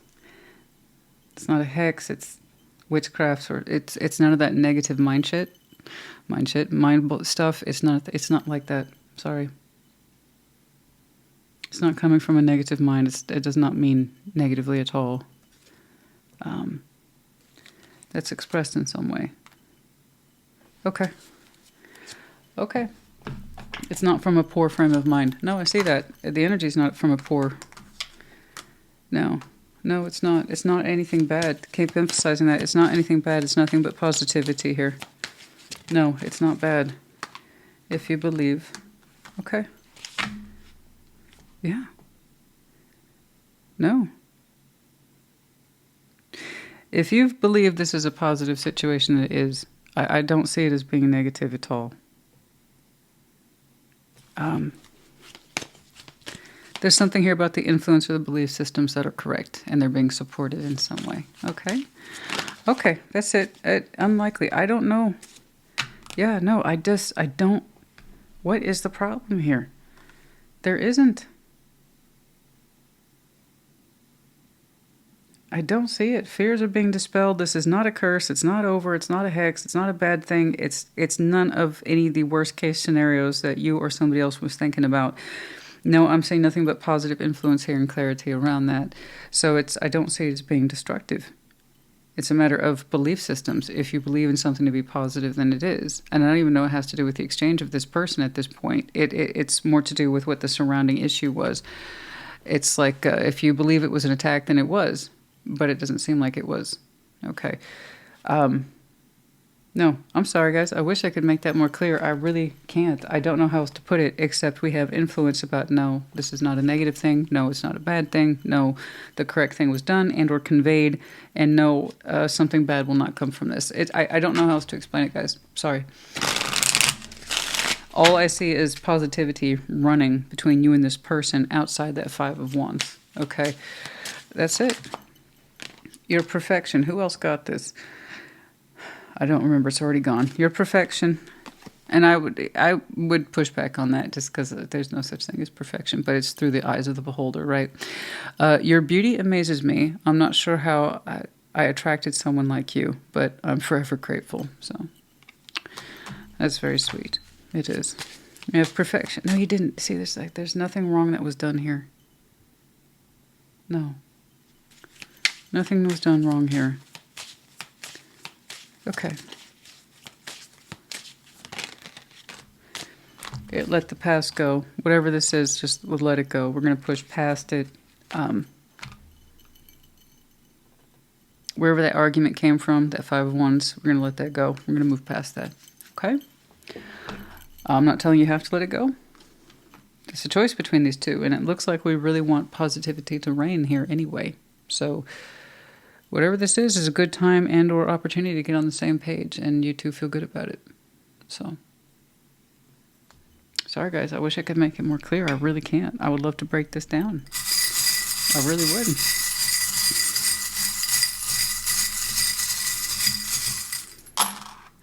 V, P, I, Y. We have the medallions of Taurus as well as Leo. You might have these very strong placements in your chart. Could be connecting to, or the seasons might be important to you. And then we have the little envelope here with the heart on it. It's in the right side up. So there it is. There's the message. You know, it's either being generated by you or it's coming towards you, but there it is. There's the message. All right. In terms of when? Oh, honey, I don't know. There's so much power energy on this board today. Where are we on time? Didn't quite cover the 15 minutes, so Eight of Wands suggests sooner rather than later, but I honestly don't know. Within 6 months. That could mean anything from tomorrow to 6 months. So, sorry guys, I don't know. But you will. For some of you, Friday. All right, I hope this helps you. Put in the comments. Take care. Be well. Pisces, welcome to your Sunday check-in. Show me Pisces, please.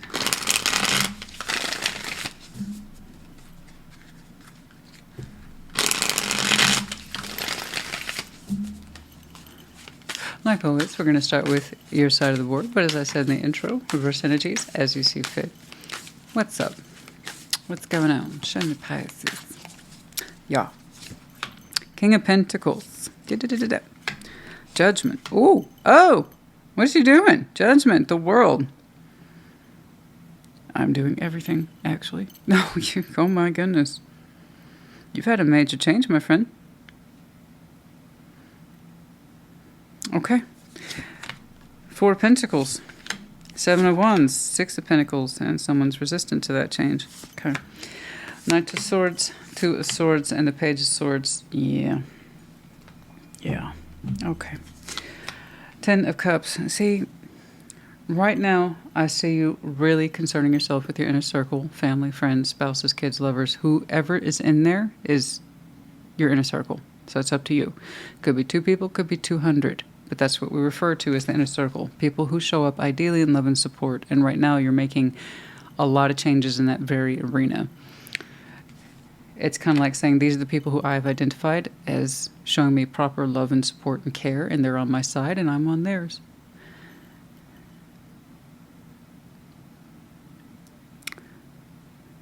But not all of them will stay. King of Pentacles, Judgment, the world. You are currently experiencing some really intense changes, but they're by your hand or by your head. King of Pentacles here. They are grounded changes in nature. In other words, you know it's correct. That doesn't mean it's easy. But you're showing me I've learned my lessons in a phenomenal way. I'm closing some things out right now that's in my best interest. Because some things are either worthy of me or they're not, and that includes people too, in my inner circle.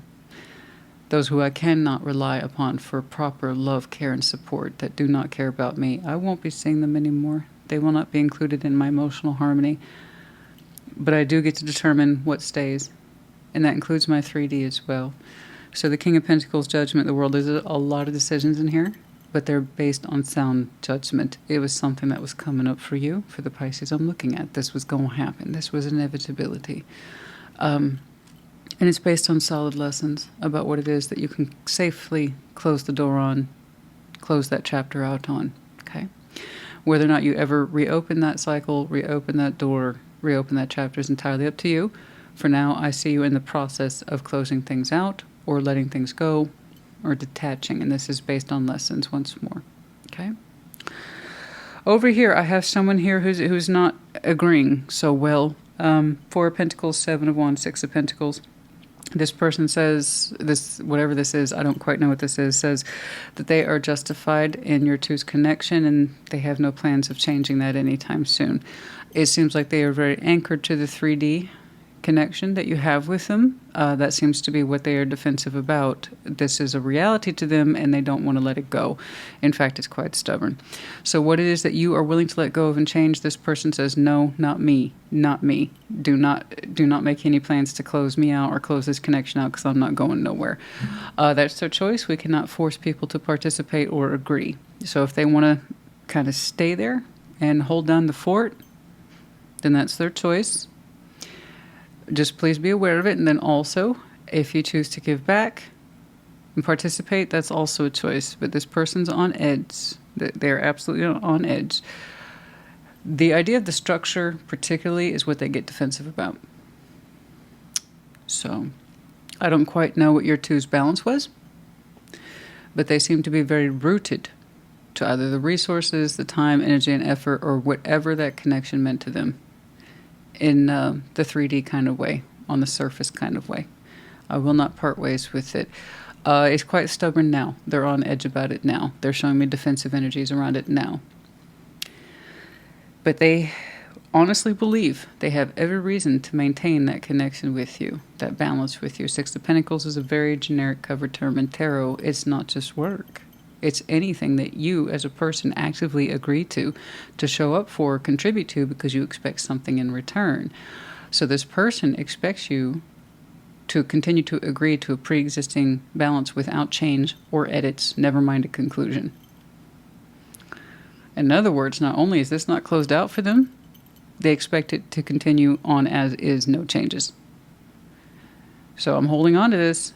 I'm not willing to let it go, and I'm not willing to make changes. And I think that's one of the reasons why you might be considering letting them go.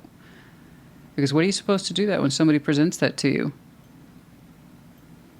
I refuse to change, and I still expect you to be agreeable to that, to hold on to this. That tells me it's more in alignment with their own particular fears. A refusal to see anything wrong or incorrect on their part. Okay, so just be aware. You get to choose your level of participation. If this person's getting the axe, if you will, then no. If any way you continue to contribute to that known 6 of Pentacles, and it is known. Okay? Knight of Swords, 2 of Swords, Page of Swords. There's a lot of confusion here about what's happening. A lot of confusion, a lot of insight, a lot of I don't understand. It's a very small vision. They don't understand. Somebody here, perhaps more than one person, doesn't understand what's going on. We need more clarity on this. They may not know of their position with you, or they don't get it. They just see that you're making changes. It's kind of like the suspension of knowledge here. I haven't had time to catch up to this. I don't understand. I don't understand. And you, for your part, I believe, are trying to clear up some of that confusion. But it's like you can't be everywhere all at once. So I would just advise you that for someone here who's holding out and they don't know where they stand, or they insist they don't know where they stand, or they refuse to budge, I would probably put forward more clarity, more strong or definitive lines, because they're still expecting some sort of balance with you. Okay, And it seems there's a lot of confusion about who's doing what. Let's get some advice, please. I think you're in that space where you might be radically making changes. And a lot of people around you may not know what to make of that. Okay? At least one other person doesn't. But they also don't see why, if they're subject to the cut, why they should have to change. So, okay.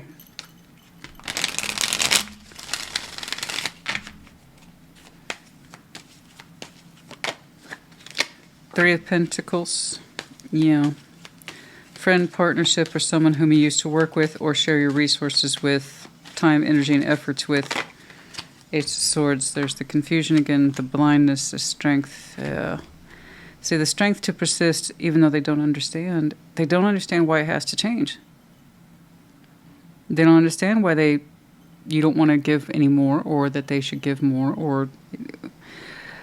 I'm a little nervous because when people show me the expectation that the resources or provision should still be there, it makes me nervous. I believe this person's holding true to a standard that benefited them, even if it was perhaps in small or smallish ways, but to them it's something that they won't part ways with. So if you were funding this person or contributing to their lifestyle or their comfort, and that's why you're looking at your inner circle, is this someone who necessarily loves to support me or would do the same for me? Then I could absolutely see why you're thinking about giving this person the cut. Because that would therefore be not loving and supportive or very healthy. If they just see you as a resource who's funding their life something. They really don't want to see it as any other way except what they are used to or have become accustomed to. So that kind of makes me nervous, and I can absolutely see why you've had some enlightenment about that very issue, King of Pentacles, with self-worth. And is this worthy of me? My connections, are they all precious? Are they all worth harmonizing with? Because maybe some of them are just using me and they got real comfortable with it. Think about that, yeah? I feel like we've had a reading like this for you not too long ago. So this might be a theme that's currently playing out in the Pisces collective. But I'm glad to see that we are taking a lot more steps towards it, like a lot more. I would just, again, say lean into clarity more and be very clear with this person. You should stop expecting this from me. I don't see you as loving, supportive, and I strongly suspect what I do for you, you would not return to me. In fact, you probably have evidence of, at this point, of that kind of truth. You've had some lessons about being used or being too resourceful when it comes to other people. Okay? There's that Six of Pentacles. The Star, Temperance, they kind of want to keep this going forever. That was their dream. That's their vision. It's something that they hope that with some patience it will continue to resume without interruption. Again, that's something for you to think about. I don't know that they're necessarily a bad person, but they are very comfortable. And they have a certain determination to keep this particular balance in their field of dreams, if you will. It looks gentle, but honestly, to me, it looks... I refuse to expect anything less from us. I expect you to take care of me or this connection. Something like that. And you're seeing it from the point of view of, is it returned to me, though?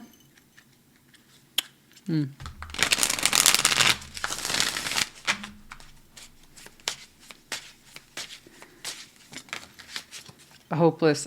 Does this person feel hopeless without you or without your financial support or your resources? Again, financial support, it's pentacle. Anything that's spendable, that would be your time, your energy, your effort. These are all spendable. It's not just money, although it could lean into that direction as well. But this person has an expectation to consume those things that you provide, and you've had some very sharp lessons about self-worth being taken for a ride, used, or taken for granted, or just expected to provide without the support and love to back it up. So again, some of these folks are staying. Not all of them are. And there's a lot of confusion primarily around this person that feels hopeless but doesn't want anything to change.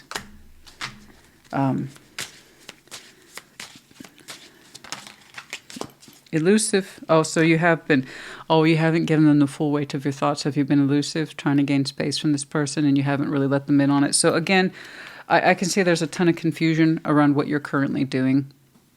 I get that, and perhaps being elusive has been a key thing for some of you. I don't know. I think that's where the expectation still exists, is because you haven't fully cut it off. So perhaps more clarity on this. Elusive return. You have been very elusive about when you might return or resume your normal practices with this person, and perhaps you haven't. So again, this is where we might want to lean into our own sense of judgment. This is what I think is what's right for me. Okay.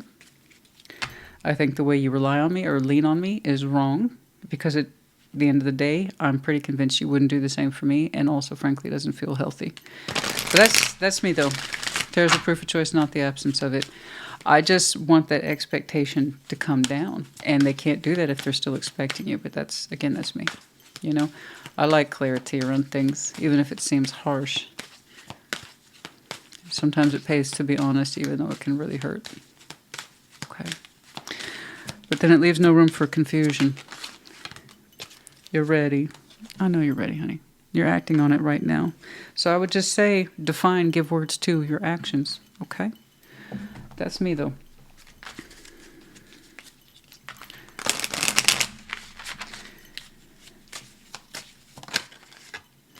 Attention of others. Okay.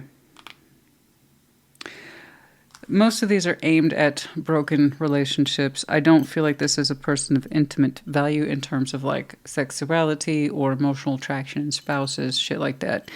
This feels like it's, again, an unhealthy dynamic in your overall inner cups, inner circles. There's something here about I need to feel needed, and they don't feel complete without your attention, your care, your time, energy, attention, and efforts.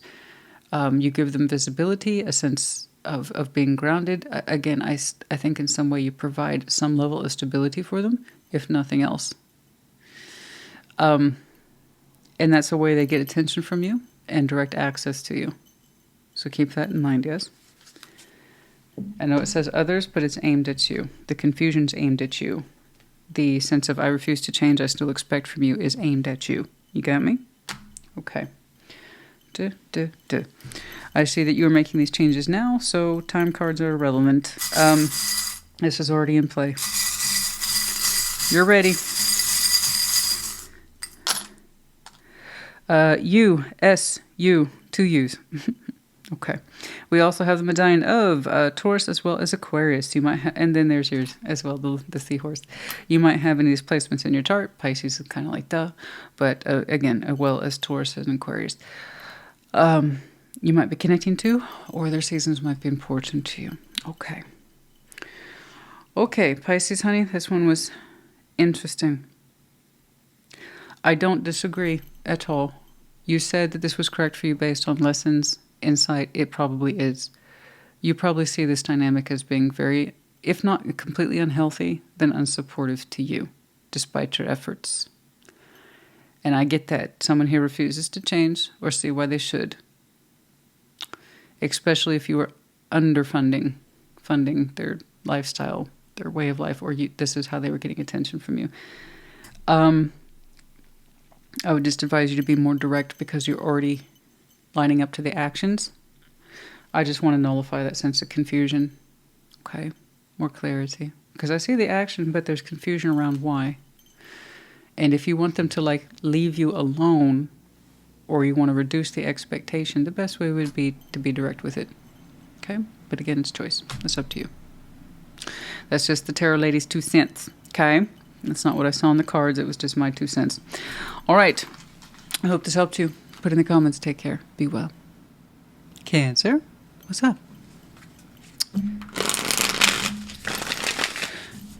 Show me Cancer in their person, please. What's up, Cancer?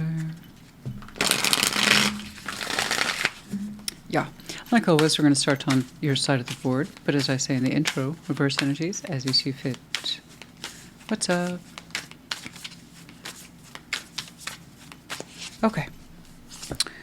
Six of Pentacles, Knight of Pentacles, Six of Swords, Arrivederci. Yeah. Yeah, I'm out of here. Okay, I got you. I got you. Two of Pentacles, Ten of Wands, and the Emperor. Shared, Knight of Wands, Seven of Swords, Nine of Pentacles, King of Cups in your overview. You're feeling emotional at this time. Trying to keep your heart open. You really are. But yeah, you're feeling emotional. You're leaving something that you probably thought you would never leave. And I don't know what that Six of Pentacles is to you. Once more, it's a very generic cover term in tarot for your balances that show up realistically in the 3D. Such as work, yes. But it's any sort of agreement where you show up, give to it, because you expect something in return. So there we get this feeling of even Stevens. Okay? It's meant to be good. It's meant to be healthy. But we have multiple balances. Multiple. Okay? It's never just one thing. And it's something that Knight of Pentacles, you probably thought you would never stop doing. You would never stop balancing with it. You would never stop checking in with it. You would never stop giving to it. Ever, ever, ever, ever, ever. And now you're like, Six of Swords. Bye. Like, I don't know. I don't know. The way you did it so calmly. So that tells me you had time to work it up. Okay. So if I were to clarify, I would be saying your thoughts on the matter and what that Six of Pentacles means to you. I don't know if it's one balance or multiple balances, but I do know this with the Knight of Pentacles, you really thought it was going to head in a particular direction forever and ever and ever. But it didn't. So I would love to see your thinking behind that, what it meant to you. But you're like, Six of Swords, I'm out. I'm out. I'm out. Over here. Someone's not happy that you're out. Okay, I like to say out like I believe my Canadian friends would. They tried to tell me how to say it. It sounds closer to the word oat, apparently. So I'm out. Anyway, but someone here is not so thrilled about that. Two of Pentacles, Ten of Wands, the Emperor. They're kind of not so subtly reminding you of your responsibility. That this is hard work. We all have hard work, and you're right. They're right. I mean, the Ten of Wands, there is a certain level of responsibility attached to us all in our balances. We assume a certain level of hardship and responsibility whenever we sign on to a balance. The only reason I have a problem with it is because, like, hey, where do you think you're going? There's work to do here. Carry your share, like I do. I expect it from you, or it's what we all expect from you. So it's coming across as kind of mean, almost heavy-handed. The Emperor tends to be an authoritative figure. So with a very heavy hand, someone's like, you're not going anywhere. You stay right here and you do your job, whatever this is, and you make this shit work like the rest of us do. So it's a bit heavy-handed. Compared to your, no. It's like I've had that balance. I've had that, and for some of you, it's like I've had this balance longer than you have. I know more about it than you do. I've been with it forever. I've been doing that forever. I'm good. I'm going to keep going now. And as you gain more and more distance, someone shows up more and more insistently of an authority, reminding you of your responsibility. So I don't know that they're necessarily a bad person, but they have a lot of expectations that they have within themselves that they're putting onto you. So it could be projection, yes. But it is like, hey, you, crab. Okay, we all get stressed out. So what? It's part of the deal. Get back in line. Go take your shit like everybody else. I don't know. It's heavy-handed. It's a bit heavy-handed. But yeah, they're looking at you. Come back and make this work like the rest of us do. Knight of Wands, Seven of Swords, Nine of Pentacles. Like,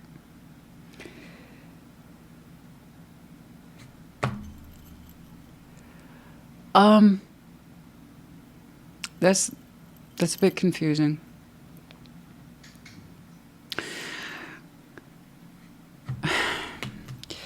There is a belief here around efforts. I'm seeing a lot of beliefs around efforts, that it shouldn't be negative, that it's a good thing to be happy about one's endeavors. It shouldn't be seen as a bad thing, right, to be happy about what one does and why. And there seems to be conflicting points of view about it. It's like it should feel good sometimes. And the other person's kind of fibbing and saying, no, no, no. These kind of responsibilities, hard work, it's not supposed to feel good. You need to get over that or break yourself of that myth. And it's, I disagree. There's a lot of mixed energies going on in here. I still see you as being a person of individuation in this context. I still see you isolating yourself from this.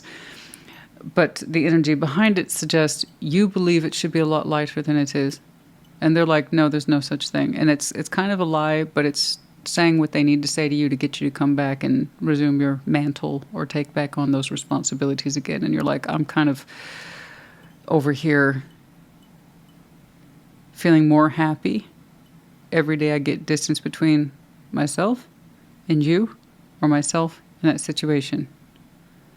I don't think it's a crime to feel good about being alive. I don't think it's a crime to feel good about working hard. I don't think it's a crime to be made to feel bad about success, or that it shouldn't be so hard.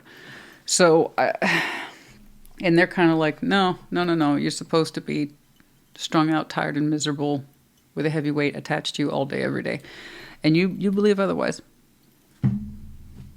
Okay? But I have to say, you seem to feel a lot calmer since you got space from this. You do seem to be tentatively stepping out on your own, and it feels good. And they're like, how dare you? It's because just because they wouldn't do it doesn't mean that it's not right for you. And that's all any of us can do. I have to make decisions that are right for me. I understand what you would do. And for many of you, you know the responsibilities that come with this. And yet you still chose to exit it. You seem to do better without it than with it, I must say. Yeah, it could have to do with work. It has something to do with the realistic responsibilities and how you go about your life, your business, your practices, your grounding qualities. You've done the stoic thing where you showed up to something as a solid character over and over and over again. And you're kind of parting ways with it for one reason or another. And someone here has a huge problem with it. And they're saying, that's not what I would do, therefore it's not what you should do. And, okay.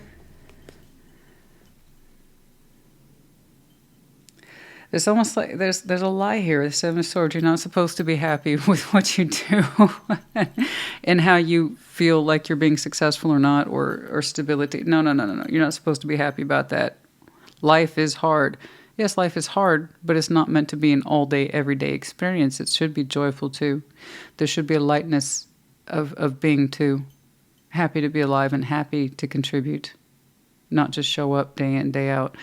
Okay, let's get some advice, please. But I have to say, like I said, the more distance you get from this, the lighter you feel. And I am sorry, but it's like, there's this, come back and take this seriously. I think you have. Maybe you decided to stop taking that situation seriously. Maybe that was the problem.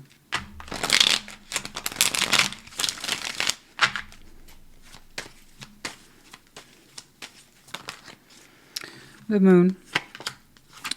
Three of Pentacles, the Queen of Cups.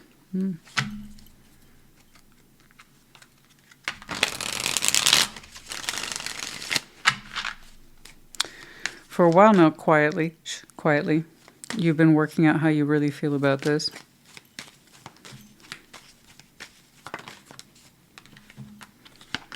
Two of Cups, Four of Cups, and the Five of Wands. And frankly, the more you participate in it, the more it makes you fucking miserable. That's it. But you kept that to yourself. That was a kind of private struggle. It was a moon that you were very aware of, and you worked through it on your own time, which I understand. But whatever this is, this contributive effort, this partnership, this alliance, I don't know. Maybe even a friendship, it doesn't feel like that. Someone's being way too mouthy for me to call them a friend. So, yeah, I said it. They're too mouthy for a friendship. No friend would talk to me like that. So it tells me they weren't a friend. It was either a family member or, I'd hate to say spouse, but it could have been. I don't know, as a business partner, because, again, I can't imagine a business partner talk. I can't imagine being in business with something like that. I know what I'm entering in, you know. I don't know. I don't know. Especially, you don't talk to someone like that who's been in the practice for years and was a solid contributing figure for years without fault or fail. Like, again, this feels personal, even though it looks like it's business. It feels personal, even though on the surface, it looks like a contract, a feasible working contract of expectations and responsibilities. So, you took that, whatever that is, the Three of Pentacles, to task. You were aware of it. It was weighing on your heart. It was weighing in your moon for a long time, and you addressed it. Two of Cups, Four of Cups, Five of Wands. Whenever you try to get to this, you get bupkis on return. It makes you feel miserable.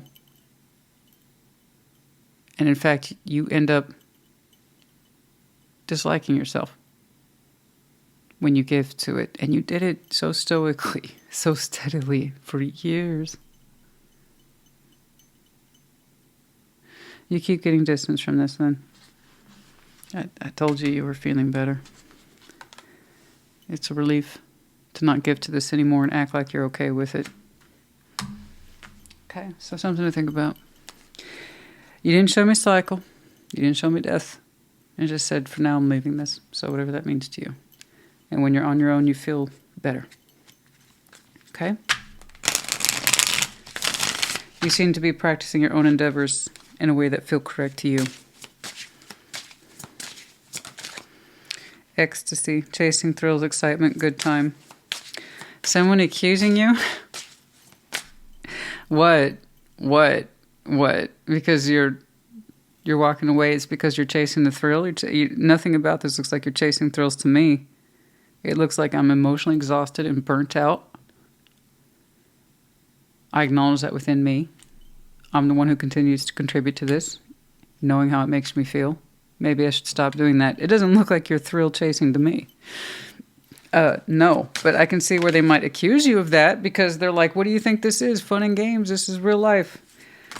It's healing. I think I am confident.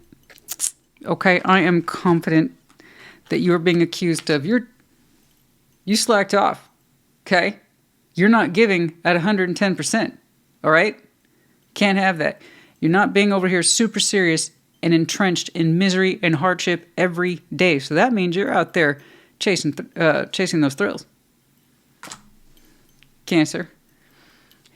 And you've never felt better. Not because you're chasing thrills, it's because you're healing. You needed space from this. You needed space from this. I don't see you chasing thrills, honey. At all. No. But that's what it is. I feel like someone's undermining you on purpose to bring you back into it, to argue with you and add more pressure to you. Because there's nothing about that, that's chasing thrills. And there's nothing about that that says chasing thrills. And there's nothing about that says chasing thrills. It's like I can breathe. That's my biggest thrill chasing these days, is being able to breathe without you in my air, in my face, or in my ear.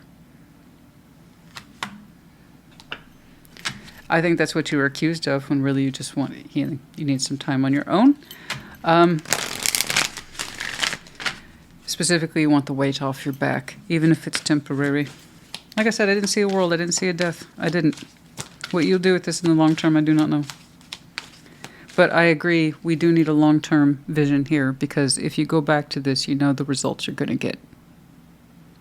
So if that dynamic doesn't change, or whatever this is doesn't change, then understand that if you go back to it, you know the results to expect. Okay?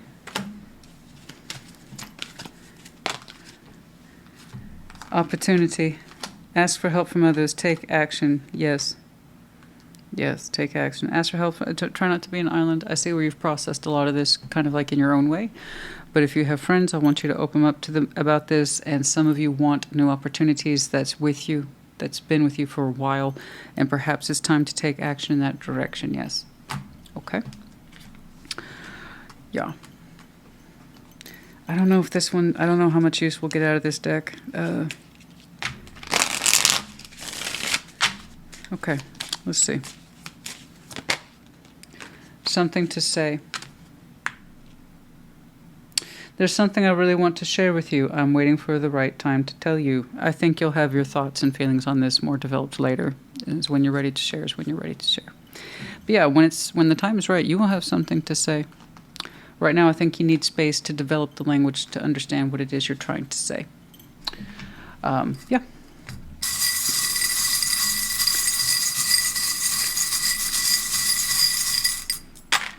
We have the letters B, H. We have a little ladybug. Good luck. Yeah, you got some luck in there. I see that. Oh, good. You realized you have the key. Excellent. A lot of people forget they have the key. It's in their pocket. But they'll say like, no, I don't have the key. I can't do anything. Yes, you can. It's right up there with taking action. You have the key to release yourself from this just as much as you have the key to imprison yourself with it too. You have the key. Use it. Okay. We have the music note.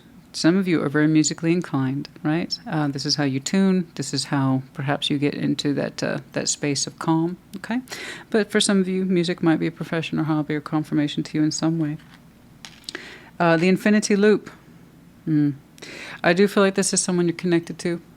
Yes, more on the family side. And I think we have a strenuous, possibly unhealthy bond. And by that, I mean this feeds back on itself in a continuous cycle, but not necessarily in a good way. Okay, so something to think about. And then we have one medallion here, that's of Taurus, the incentivizer. Yeah, well, that's the keyword associated with that medallion. I can see where the incentive in you kind of died. It don't feel so good. It doesn't feel replenished or that it's worth it. Something. Yeah. So I mean, you have some very strong Taurus in your chart. Could be connecting to, or the season might be important to you. Cancer, honey. I hope this helped you. This one was different. And also proof that yours and theirs and other tarot readings aren't necessarily about an intimate partner. Although if this was a spouse, that would be terrifying. Because basically that kind of commanding, whether or not they intend it, I don't think they intend it. But what they're saying is, here, be responsible and work yourself to death in this. That's the only way to go about it.